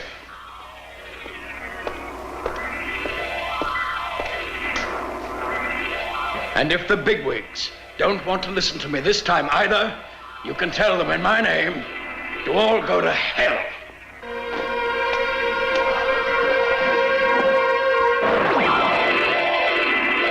It's slowing down. The disc is slowing down. But it can't free itself from the force of gravity. It's planing. It's planing. So is Cole. Soon. Very soon now, we'll be looking the outsider's inhabitants in the face.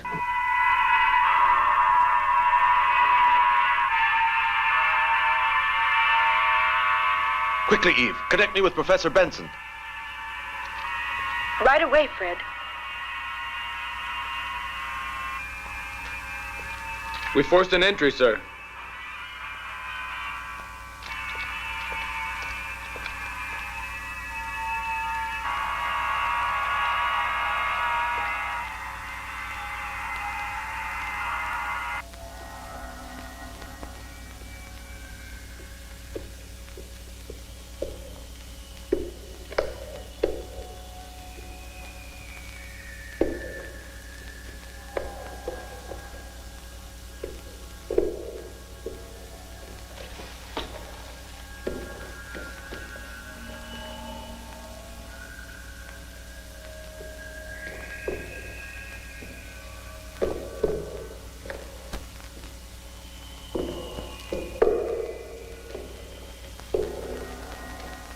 This is Steele calling Professor Benson. Speak up, young fella. Professor, we've entered the disk. We've searched everywhere. There's no one here. Who'd you expect to see? Your grandmother? Look harder. Everything is connected to a cylinder. It's transparent. Seems to be made of quartz with changing colors. It's there. What is? The cipher. Get official permission. Or steal it, anything you like.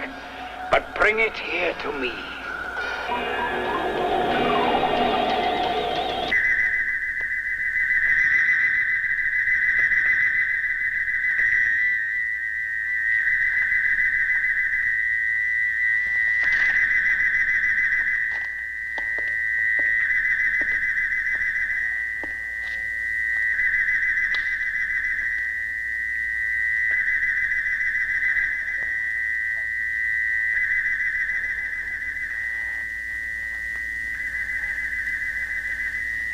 That's not it, Cornfield. I detest your stupid gadgets, but at least I know that you should raise the frequency and reduce the wavelength. That's as far as it can go, Professor. You mean as far as you can go? Ah, I was waiting for you, my girl. Atmospheric radioactivity rising. The outsider is closing in.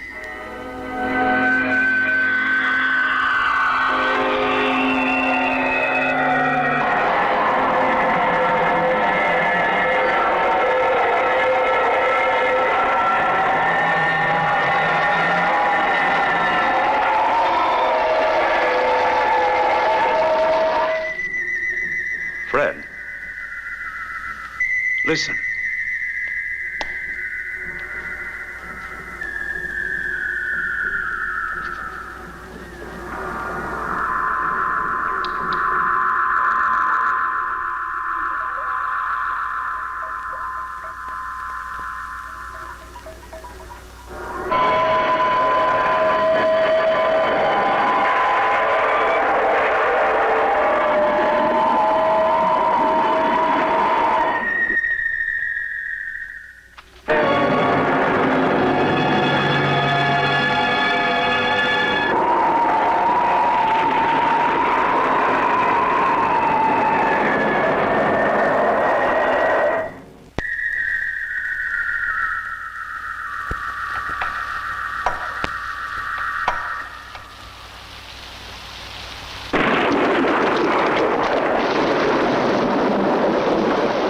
Any longer. There are only 216 hours left. Benson must be reminded of his own prophecy. The key to the cipher may be discovered any moment now, or maybe never. It's a terrible, drawn-out agony for the whole world.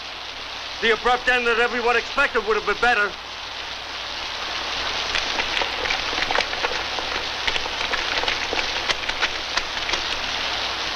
Most things happen unexpectedly, even the apocalypse.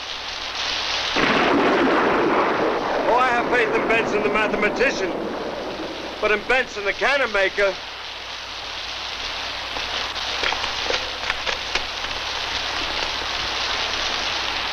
Don't be disturbed by the welcome you get. The old man hates polite chatter and has no sense of hospitality.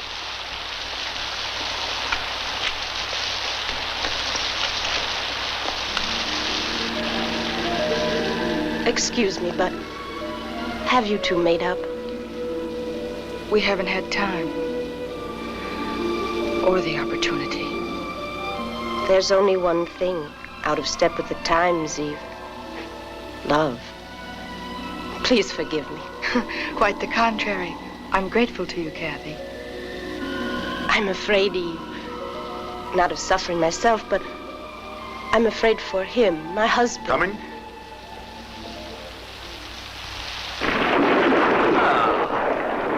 I'm very glad to meet you, Commander. I've heard quite a lot about you from Dr. Steele. Your wife? Yes. Delighted. Any kids? No, but we will have someday. Good for you. Take a chair.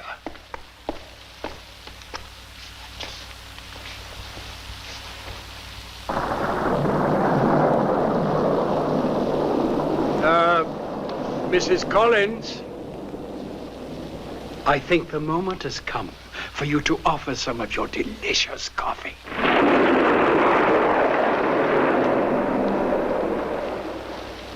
Mrs. Collins is so good. Psychic, you know. And these are my kids, my collaborators, I should say. And this is Dr. Cornfield, yes, the eldest. The dean, I mean. Have a cigar, hmm? I don't mind if I do.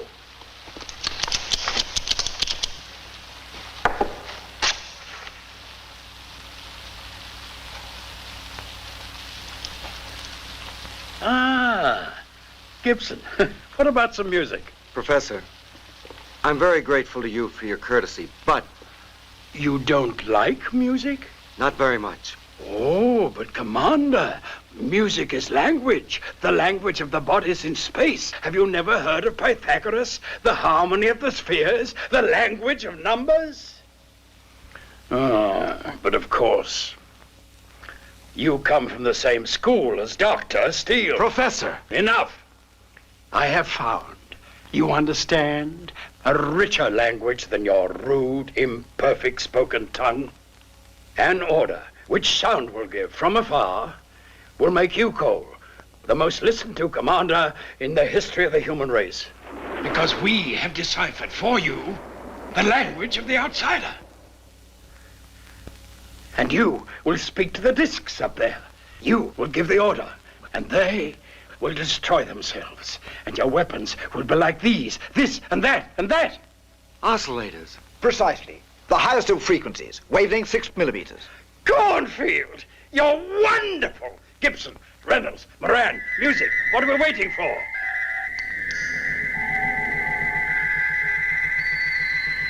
Listen. Listen to this. I will write the score, and you will play it. Watch this.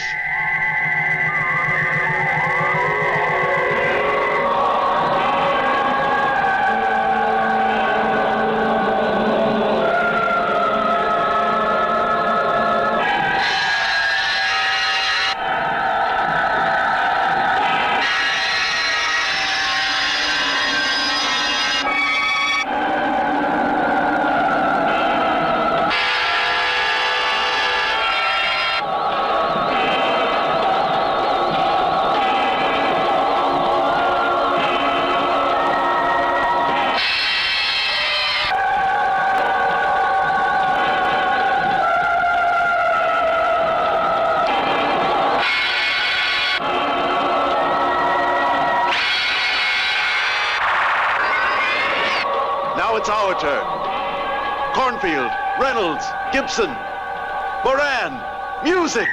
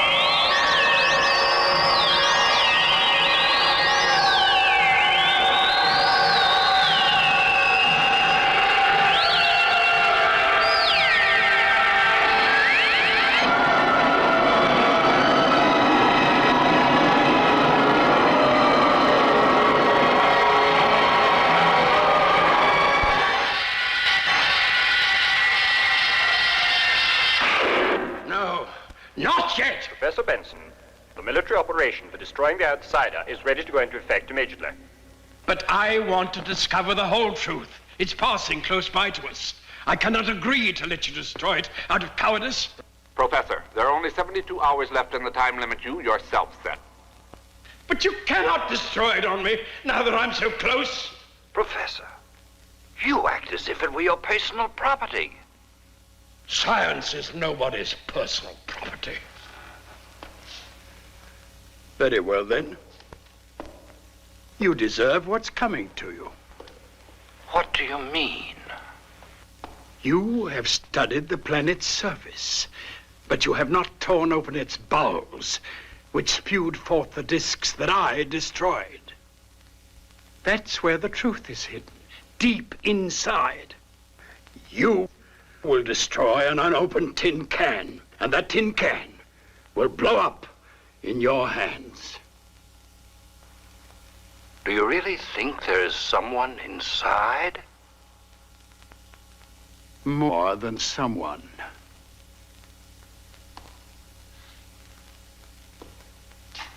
Gentlemen,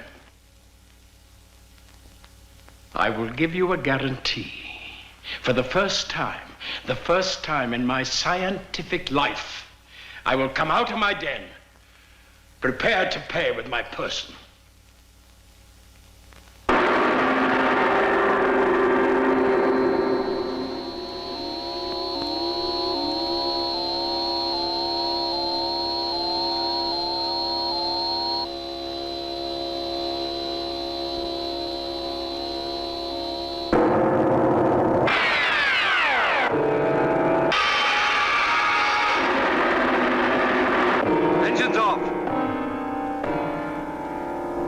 Static supports.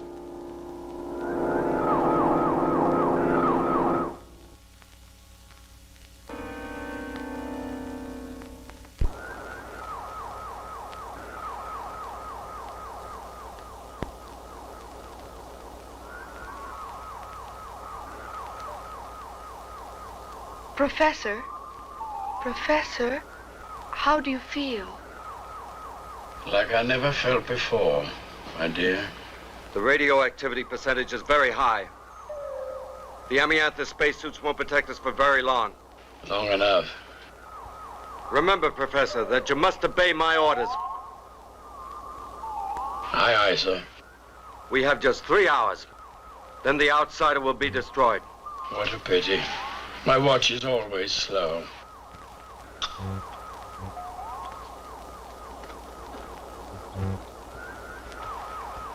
You should wear both of them. One is even more than enough. Your glasses, Professor. To see the truth.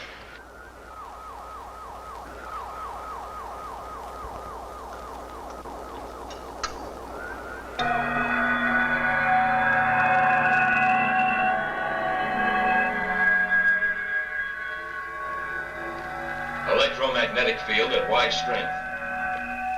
Radioactivity percentage in relative increase. Turn back, Professor.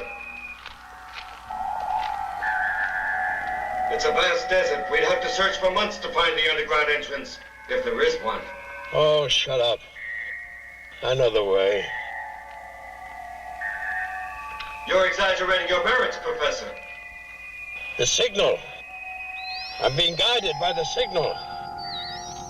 Follow me.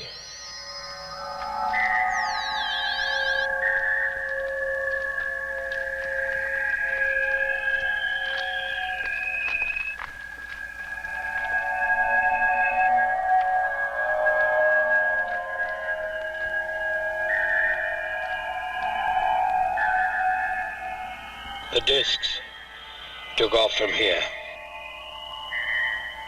That's all there is. Let's go back.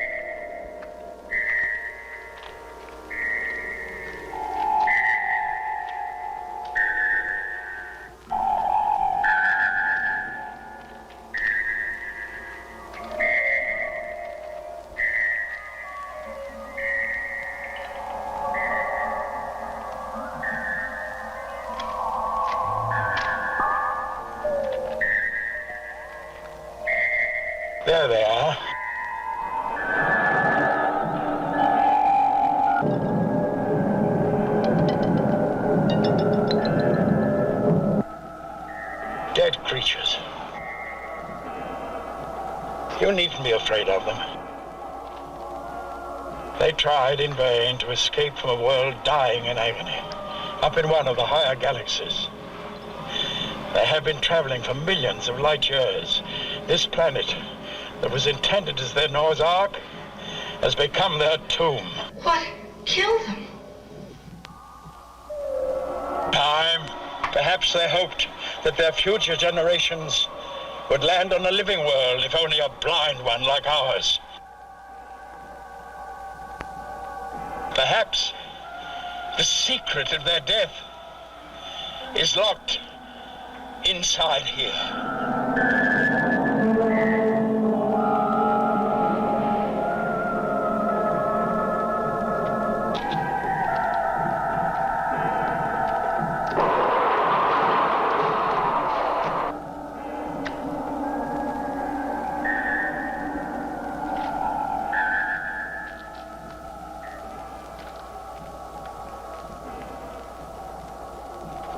Radioactivity must have destroyed them.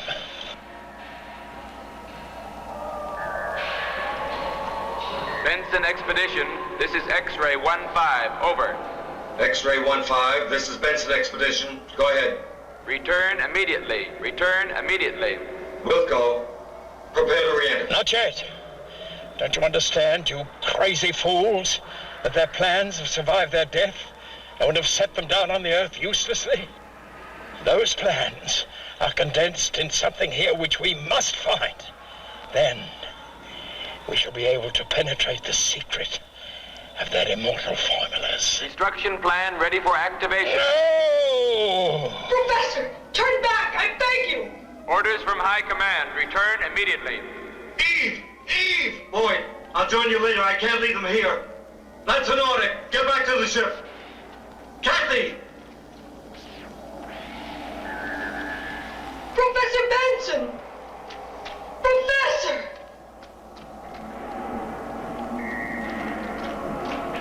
Eve! Eve!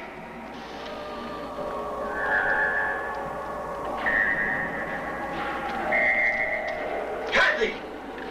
Kathy!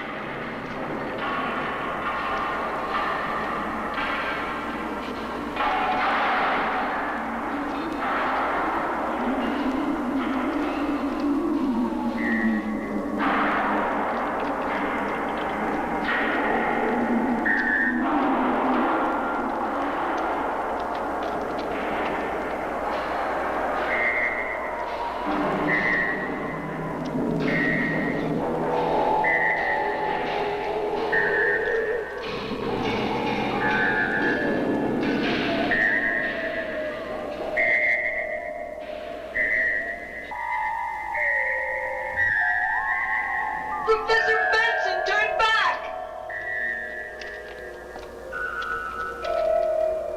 Professor Benson! Eve! Eve! We must get out of here! Professor Benson, where are you?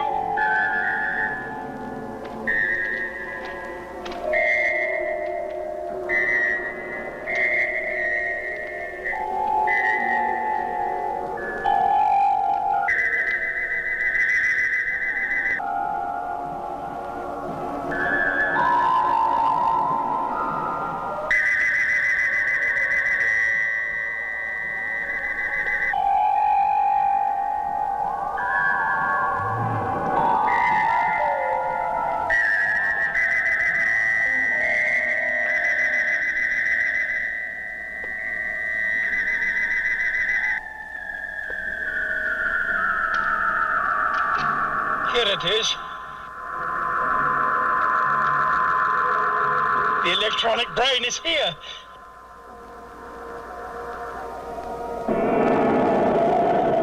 The truth. I'm nearing it. I'm getting closer. Benson! This truth of yours will cost you your life! And what importance does life have, young fella, if to live means not to know?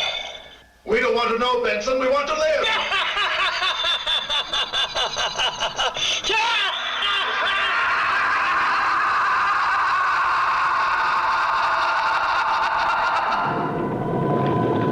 Watch out, Eve!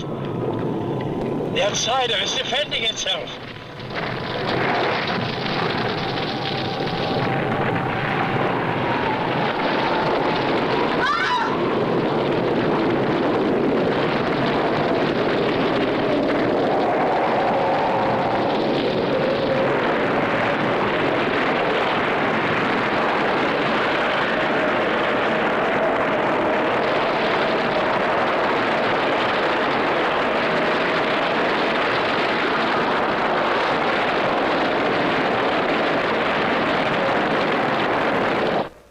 Commander Cole.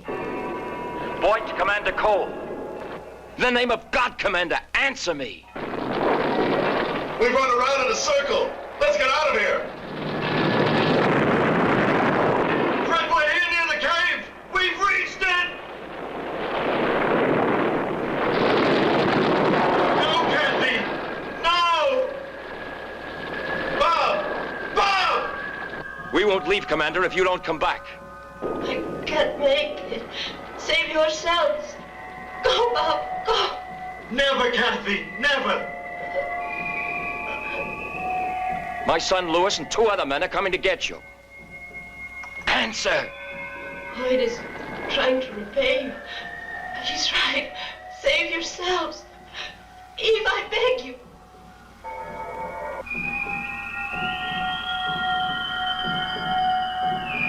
Within 50 seconds, the plan will go into action. You're committing suicide.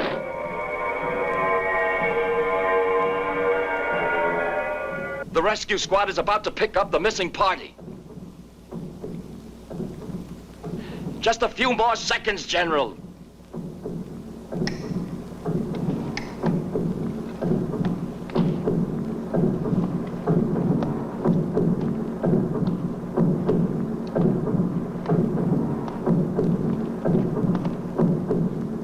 Launch missiles with special warheads. That's an order.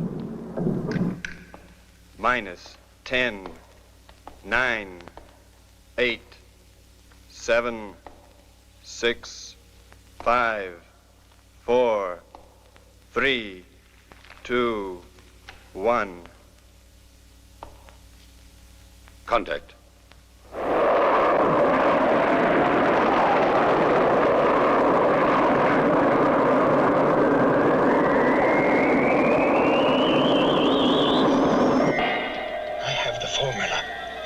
I know the truth. Now I can order the outsider to go away. Stop your useless missiles!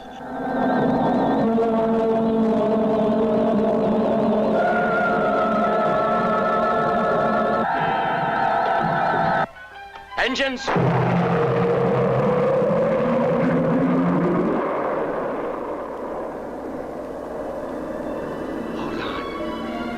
Hold on, dearest. You can't die. You can't die. Kathy! Kathy! Kathy! High Command, this is X-ray 15. Over. High Command, this is X-ray 15. We're approaching safety distance.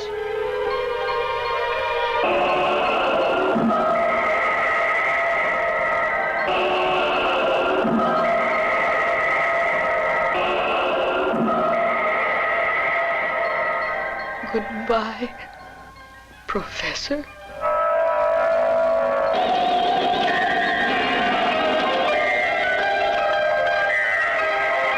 Now you won't know. You'll never know.